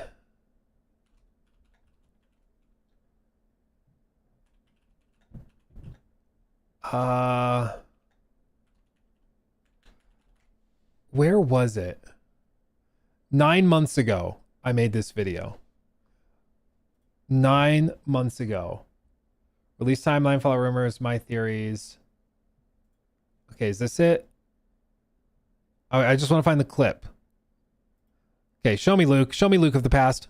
Other statements has Todd made about it? Well, in response to the Fallout TV show popping off back in April of 24, Todd did an interview, in this case with IGN as well, talking about the show. We're wearing the same shirt. I just realized, yeah, you guys are right. It's totally the same shirt. Hear what he said here, okay? It was meant to be.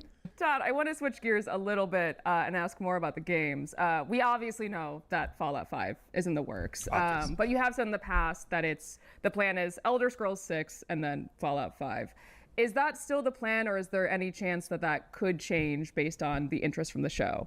I'm going to avoid putting dates on anything. I've learned that the hard way. So obviously, our... She didn't say dates. She said order. Focus. She's not even asking about dates. She's asking about timeline, like order of things.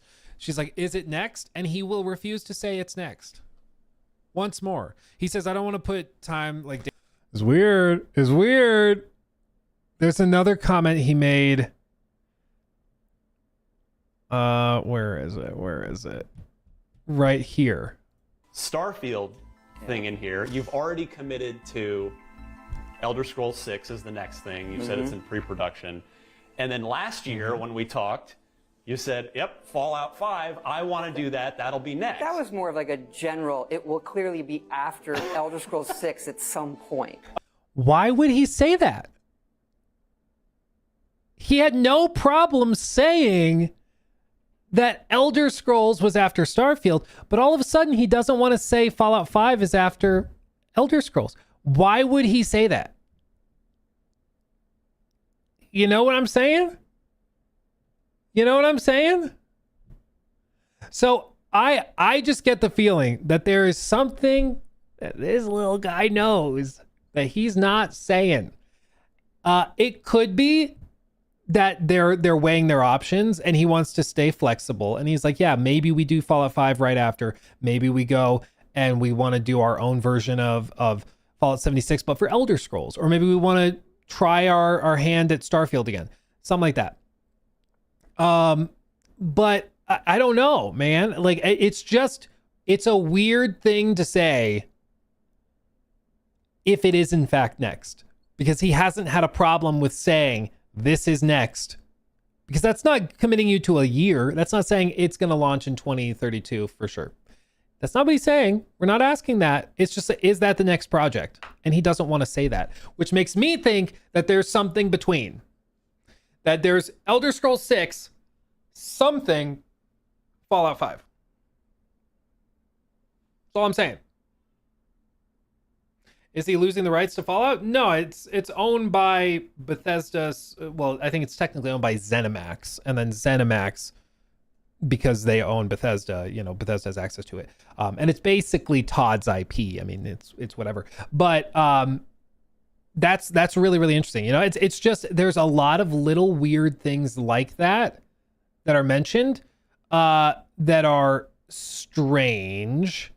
I also showed in this video the snippet of Jordan Midler, who's a reporter with VGC, where he's talking about how he doesn't think Todd is going to make it to Fallout 5, which is weird because if it's 2032, 2035 that it's coming out, why would he not be able to make it to that? I mean, he's not 90 years old. That he'd still, I think, be under regular retirement age by that point. But all of a sudden, that comment makes more sense if there's another massive project between them, and Fallout 5 isn't coming until the late 2030s, Starts to make sense.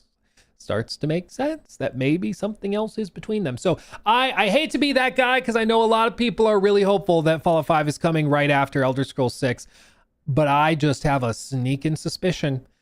There's not a lot of evidence one way or another. Like, we are putting on tinfoil hats for sure. But when you are looking at all these comments by Todd, it starts to sound like there's something between. And if you listen to the Bethesda fan channels, like they were saying that Elder Scrolls 6 was releasing this year. I'm not joking. We looked at it on stream. There were people saying 2026. Yeah, we're getting Elder Scrolls 6. Probably June 6th of 26. Yeah, probably. For Elder Scrolls 6, probably. Yeah. Which is just insane that they ever thought that was going to happen. But I'm not interested in hopium. Like, I'm just looking at what Todd's saying. And what Todd's saying is he's actively avoiding saying Fallout 5 is next. And even though previously he said it's after Elder Scrolls 6, we'll do Fallout 5. He takes the chance, instead of letting that comment slide, he takes the opportunity to say, when I said that, I just meant after it at some point. It's like, why did you feel the need to clarify that? Because he felt like that statement, Fallout 5 is next, misrepresented what he meant and misrepresented the truth. So I think there's another project between. That's what I think. That's all I'm saying. That's all I'm saying. So take it or leave it.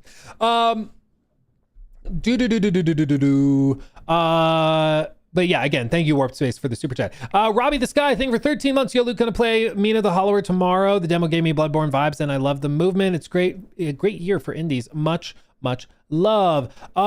Mina the Hollower.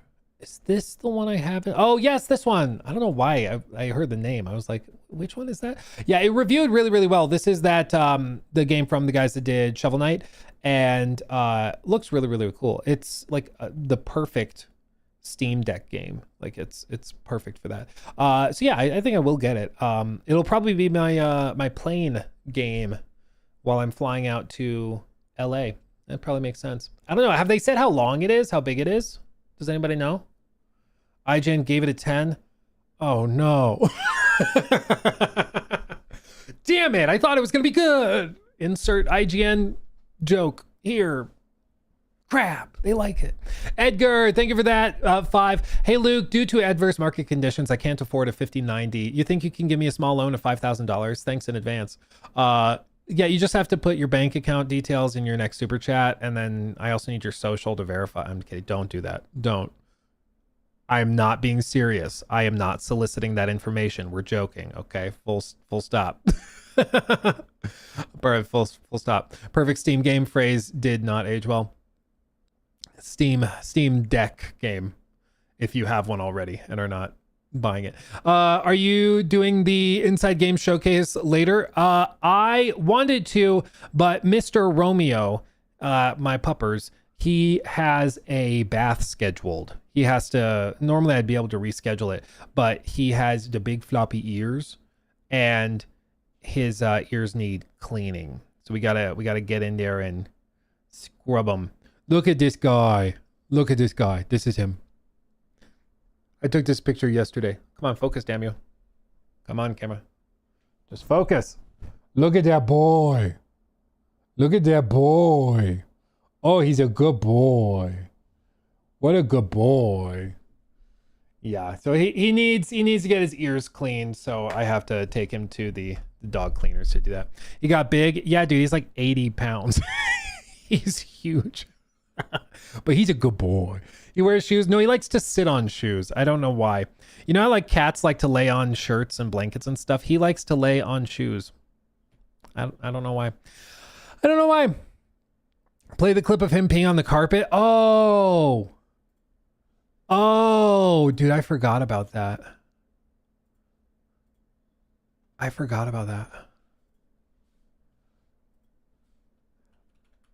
Did we? I think we clipped it, right?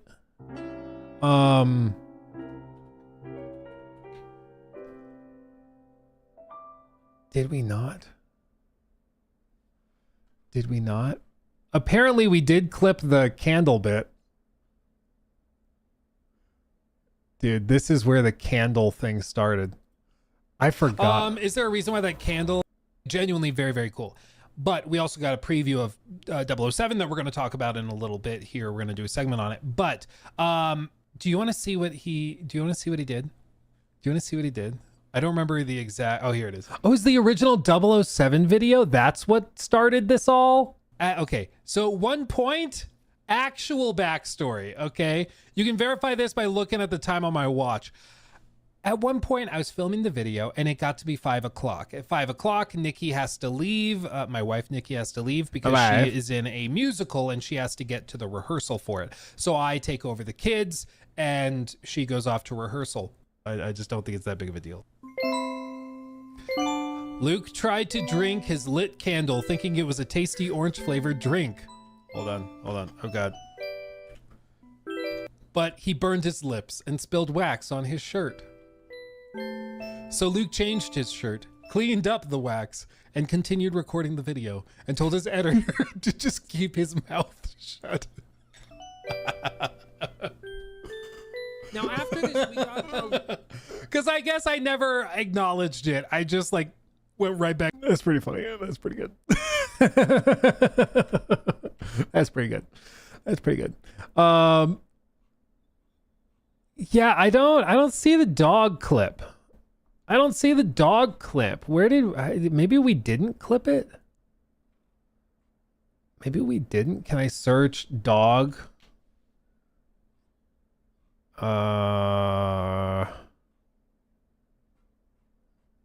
puppy, maybe. I'm trying to think how it would have been phrased. Puppy. I thought we clipped it. Puppy. Romeo? No. I don't know. If we find it, we'll do it. I don't know where the clip is. Anyway. Was it a short? Maybe. No, because that also would show up in the search, apparently. I don't know. We'll find it. Maybe Jacob can find it and dig it up. I'm not sure. Anyway. Let's see. Sierra, thank you for the 5. I'm breaking my rule and getting unreasonably hyped for Warhorse's Lord of the Rings game. We haven't seen anything yet. I mean, whenever we see it, it's going to be a wonderful day. And you better believe I'm going to be texting them and emailing them and writing them letters and trying to get whatever info I can get on it. Because, oh baby, I'm excited. Arcane Gunner, thank you for the 10. Saw someone play Spec Ops The Line, which had a really good story, and the same narrative designer for Spec Ops The Line is the narrative director for Wolverine. Interesting. I mean, that makes me more optimistic. That's good to know. I appreciate that. Also, speaking of devs that kind of moved and do different things, if you guys, I've shouted this guy out before and this channel out before. If you have ever had interest in like art direction, art design in video games and how the process of like art direction works, look up the channel Tech Novo. Do you know who this is? This is Rasmus Paulsen. He is the art director, franchise art director at IOI behind 007 First Light. But on his personal channel, he does all sorts of like sci-fi designs in his free time. Like, this is his hobby, is designing ships and stuff. It's really, really cool. Yeah, I can happily link it. Absolutely. Stopped binging TV, and then this is what he does in his free time now. Like, how crazy is that? So the guy in charge of like the art direction for 007, this is what he does in his free time, and it's awesome. And it's all, he'll do these videos where he breaks down and explains like what his thought process was, how it works, and like the steps he went through to get there. And literally every aspect of it, like if you ask him what this pipe does, he'll be able to tell you. Like if you ask him what's inside this window, he'll tell you. Like everything is carefully thought through. It's really, really cool. I'll link that in chats for you guys if you want to go sub and check it out, okay? Because it's genuinely really, really cool, and you should sub to his channel. It's awesome. There you go. Okay. I had that pulled up because I came across the video again and I accidentally watched a bunch of stuff, and I was like, okay, I'm gonna share this with everybody. It's really cool. Just finished 007. Wow. Does anyone remember Need for Speed having 007 game demo on the PS2? Dude, that's a throwback. I don't recall that, but yeah, I love me some 007. And then Jar Jar Stinks, how dare you? Thank you for the membership, my friend. And Prime Elite, thank you for the sub over on Twitch. Appreciate you. Thank you, guys. Reminds me of the Solstice animations made in Blender. Oh yeah, that's also a throwback. My goodness, that's a throwback. Denmark Giga Chad, dude, they were all so cool. And it's so funny because like Denmark is gorgeous, but I've mentioned this before. Denmark, everybody there, when they're really excited about something, they get quiet. So the more excited they are, the more like quiet and like soft-spoken they become. And so we're like there seeing an early behind closed doors preview of 007 First Light. We're really excited. It looks awesome. It's super cool. And like, we're so thrilled to be able to share this with you.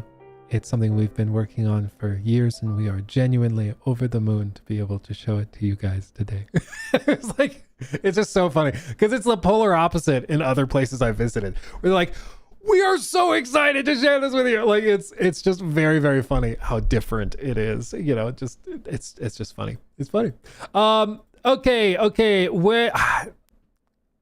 We should do this. We should do this first. Okay, hold on. Okay. The anticipation is deafening. Yeah, well, it's just very quiet, very soft spoken, and they listen very intently, Yeah, absolutely. Absolutely. Fantastic question. Let's talk about that. It's very relaxing. Like, I got to Denmark and my blood pressure plummeted in a good way. My heart rate dropped like 15 beats a minute. It was just like very chill. I showed up and I like was like a little jet lagged. So like I woke up naturally at what was like 4:30 a.m. or 5 a.m. But the event didn't start until like 9. So I just had time to go explore the city. So I just walked around the city and dude, everybody's up. They're all going for runs. Like everybody there. I mean this in the nicest possible way as an American. Okay. As an American. If you go outside, 1 in 4, 1 in 5 people are probably a bit chunky. And I'm saying this as a former person of calorie. Okay. I had some extra weight on me. So, you know, we've all been there. We've all dealt with it. But dude, everybody in Denmark was like super fit and like low key shredded. Everyone looked beautiful and smelled like saffron and cinnamon. It was bizarre. It was like the land of milk and honey. It was really cool. You know, it was bizarre, but it was really cool. It was really cool. Just about 007, looking forward to it. How will my 5070 Ti or how will they handle it? That should run it very, very well. Yeah, I think that'll work great. That'll work great. Sounds like heaven. It was genuinely really, really cool. Dalric, thank you for the sub, my friend. Appreciate you. Yeah, appreciate you. Doing it as a passion is probably the reason 007 being so polished. Well, it's just you see that he's got what he does for work and he's very good at it, and then he's got what he does at home as his hobby and he's really good at it, and it's really, really cool. Okay. Same in Sweden. Yeah, a lot of those Northern European countries are kind of like that. It's just very, very chill. Okay. This let's do this. We have time for this. We have to do it, guys. Okay. Buckle up. New segment thing. Even though it's a Thursday, we just got a big reveal. The next Call of Duty. I just want to also ask you guys before we watch this, what is the most Activision thing you could possibly do to finish out a trailer for a brand new game? What's the most Activision thing you could possibly do? I'll let you guess in chat. We'll see who's right by the time we get to the end of the trailer. 10 mics, then your asses better be in formation north of the stadium. To be clear, this is the first Call of Duty that's dropping PS4 and Xbox One. Sergeant J, keep your scouts in line. Can we make a pit stop at the Komatu? The new guy is low on rations. Make it fast, guys. Who's that, a K-pop star? The new supreme leader of North Korea. No shit. I mean, that dude looks I think that's like pretty racist. The new K-pop star, just saying. younger than That's problematic. I am. Dude, we can go shopping in the new Call of Duty.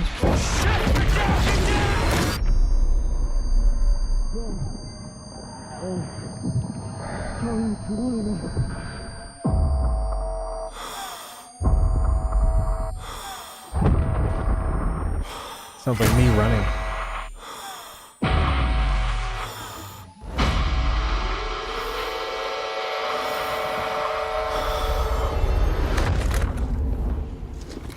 작전 개시 요시 종료. Modern Warfare 4.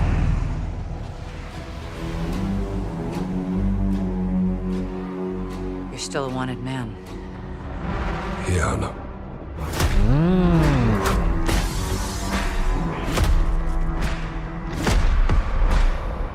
What did you do? What I had to.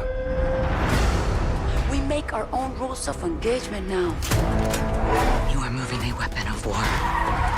The kind we deny exists. You do what you need to. Because you know I will. 대반자를 찾아내라. 마을을 불태워서라도. 제발! 수류탄 투척!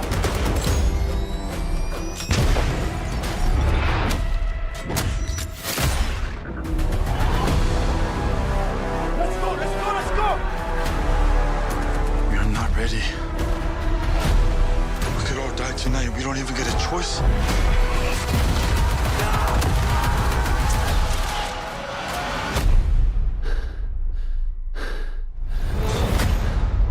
You broke a lot of rules, Price.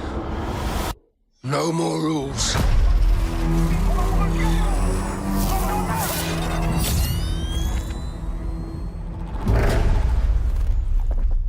And then you got to finish it with an operator pack. Like, let's be honest, you got to do it. So impressions.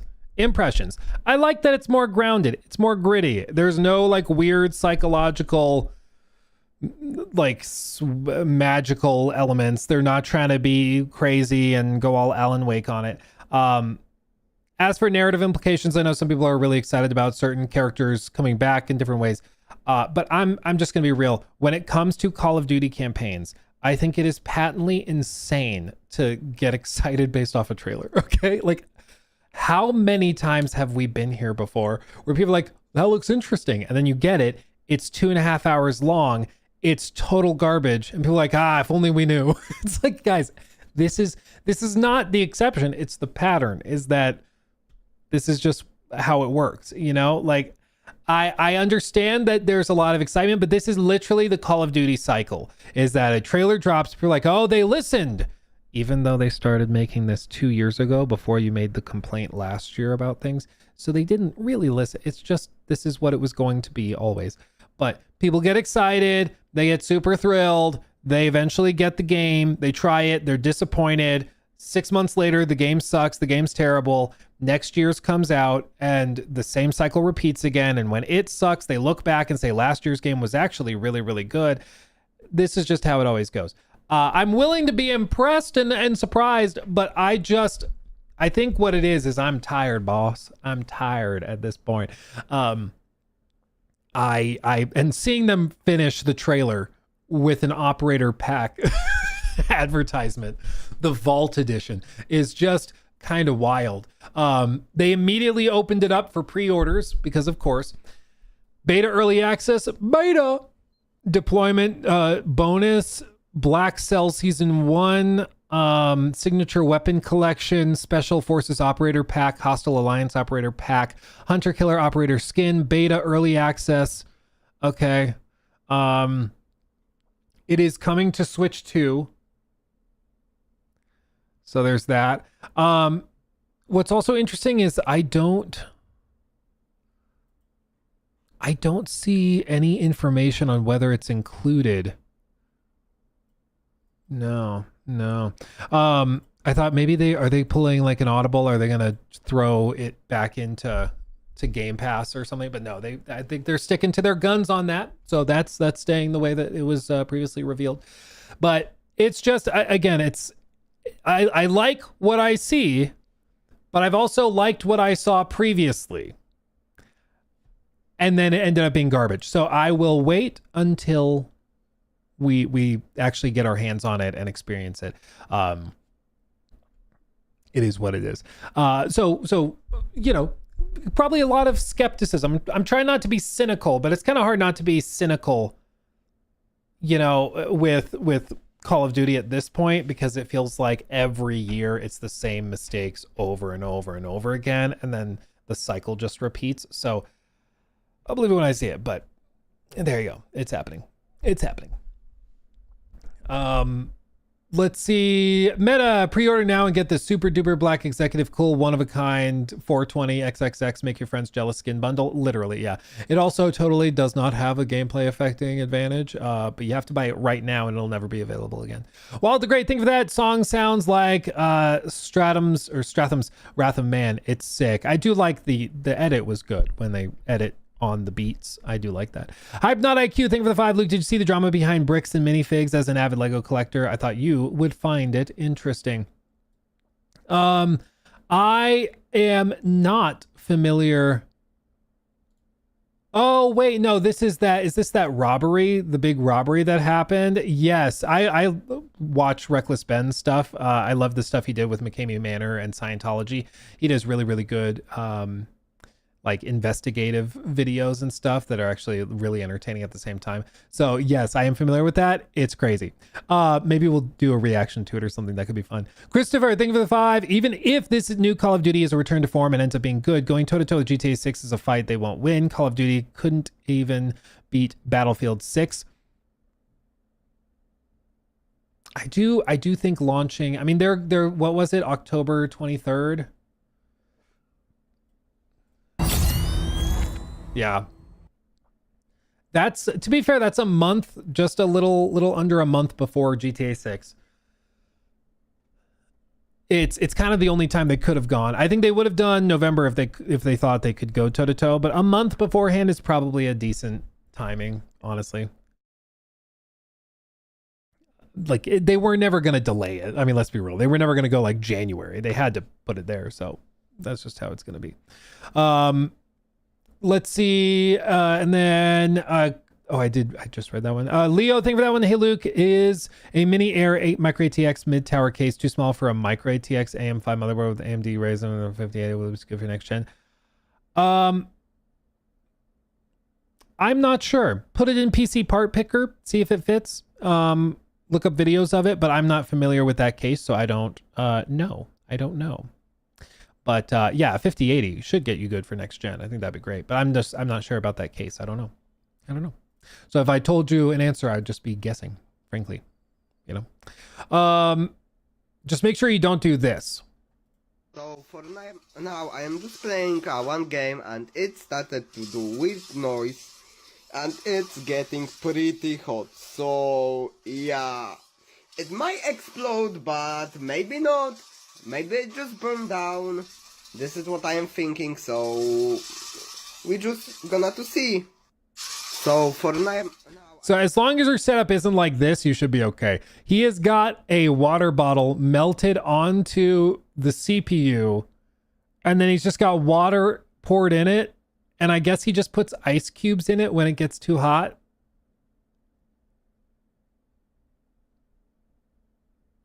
So just don't do that.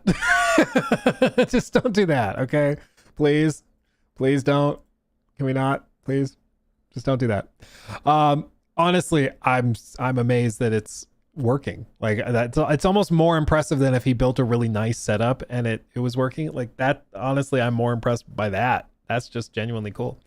Yes, an SSD, so he's already way ahead of half of the PC master race. Yeah, he had a few actually. He had a few plugged in. He's got these on the back. So he's got this one, the RAM. Those are stacked SSDs, so he's able to swap those in when he needs them. So he's good. He's got quite the setup, man. Quite the setup. It's wild. It's just bold.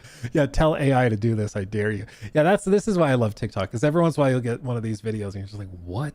I got recommended this back when it had like 400 likes. It was just like some dude cooking noodles on a water-cooled PC. Like, this guy's just wild, man. He's just crazy. Oh, man. Anyway. Okay, I have just a few minutes before I gotta go take Romeo to his bath. So let's finish with this. This is a 3-minute clip. Let's do this. New segment. So guys, one of the games I am most intrigued by was one of the graphical powerhouse games. It's also coming from a Chinese developer. I think these are the games that are really gonna like push the technical boundary in the next handful of years, because they're doing stuff nobody else in the West is doing. And the main takeaway from this game when it was first revealed was that it looks too good to be true, but it seems like we are going to get, for one, gameplay reveals and hands-on later in the summer, and they are starting to do marketing in collaboration with NVIDIA. So they are actually showcasing how the game runs. Let me show you. Remember this one? Tides of Annihilation.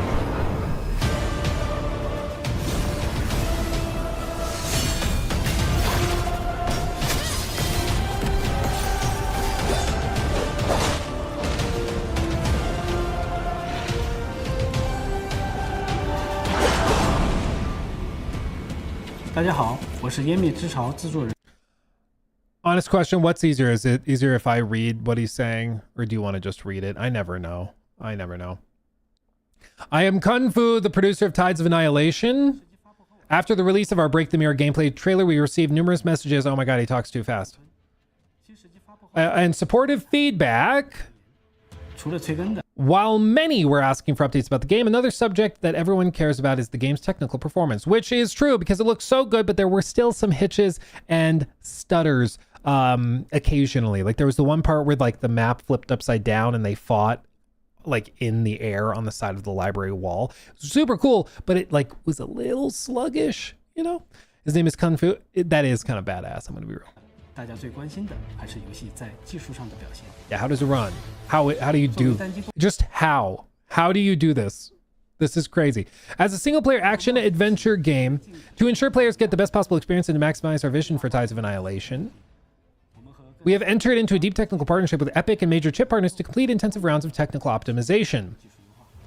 That's good to me because when NVIDIA puts their name on something and Epic puts their name on something, it means like they're connecting. I mean, if something goes wrong with it, it reflects badly on NVIDIA, it reflects badly on Epic. It's why I've also been less concerned about like The Witcher 4 running on Unreal Engine, because Epic knows that if that game has technical problems, that makes their engine look real bad. Real bad. Same with NVIDIA. If they do all of this stuff and then the upscaling tech makes the game run like crap or look blurry or something, that makes them look bad. So they're putting the powerhouse and all of the engineers at those companies behind the game as well, which I think will help the game get more polished, but it also, of course, helps the companies that are doing that because they get a showcase game, which this, I mean, it doesn't take a genius to figure out why NVIDIA might want to attach their name to this. I mean, it's gorgeous. Do you remember the Giant Knight from the first revealed trailer? The visual effects received spectacular reactions from fans, but because combat was unfolding during the sequence, it presented technical difficulties. After our first internal collaborations with Epic, the first issue we tackled was how to create a knight with ultra-high resolution assets. Our goal with the Giant Knight is, while moving, its body still maintains sufficiently high mesh precision. We formulated a new hierarchical mounting solution for the nanite mesh. We performed a series of subtractions and also a series of additions. The UE official team also provided us with a lot of amazing assistance to address our concerns to make this big guy move better. We analyzed performance hotspots on both CPU and GPU sides with our partners at Eclipse Glow Games, that's the team behind it, where we compare, oh my god. We compared various technical approaches and implemented precise control over animation, logic, and texture maps to reduce computation. And it effectively improved the average frame rate. I mean, dude, it just looks insane. We hope that when the Giant Knight appears, everyone enjoys more than just the visual brilliance of this encounter, but also the exciting gameplay, combat, and exploration. Dude, it just looks so good.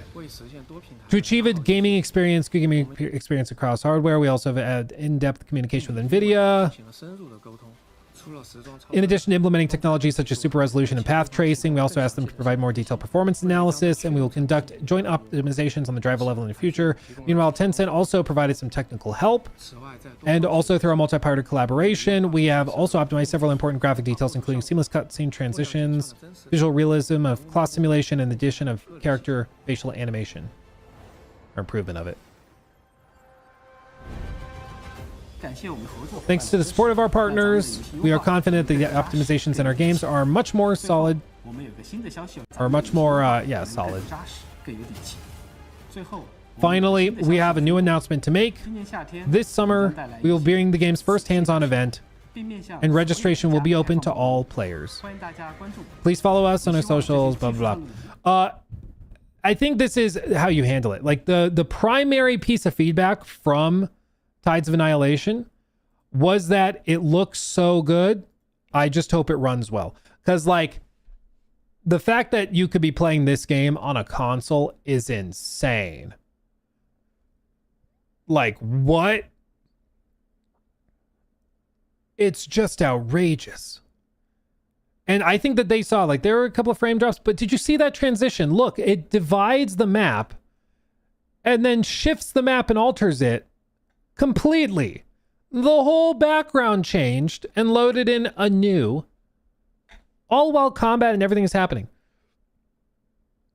Like, it's one of those games where you pause it every 5 seconds because you notice a new detail. It's just outrageous. It's crazy.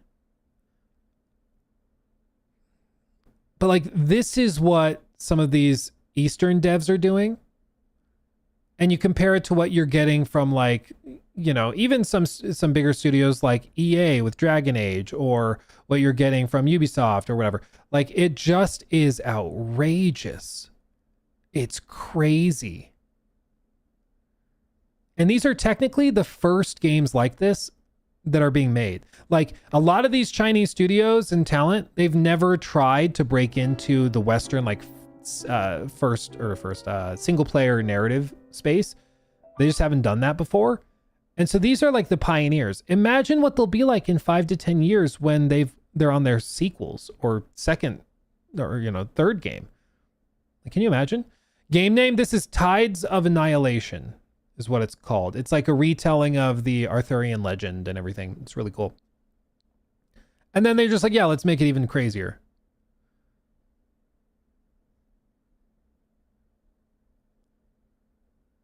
Like, what? What? I lend you my strength. We fight as one.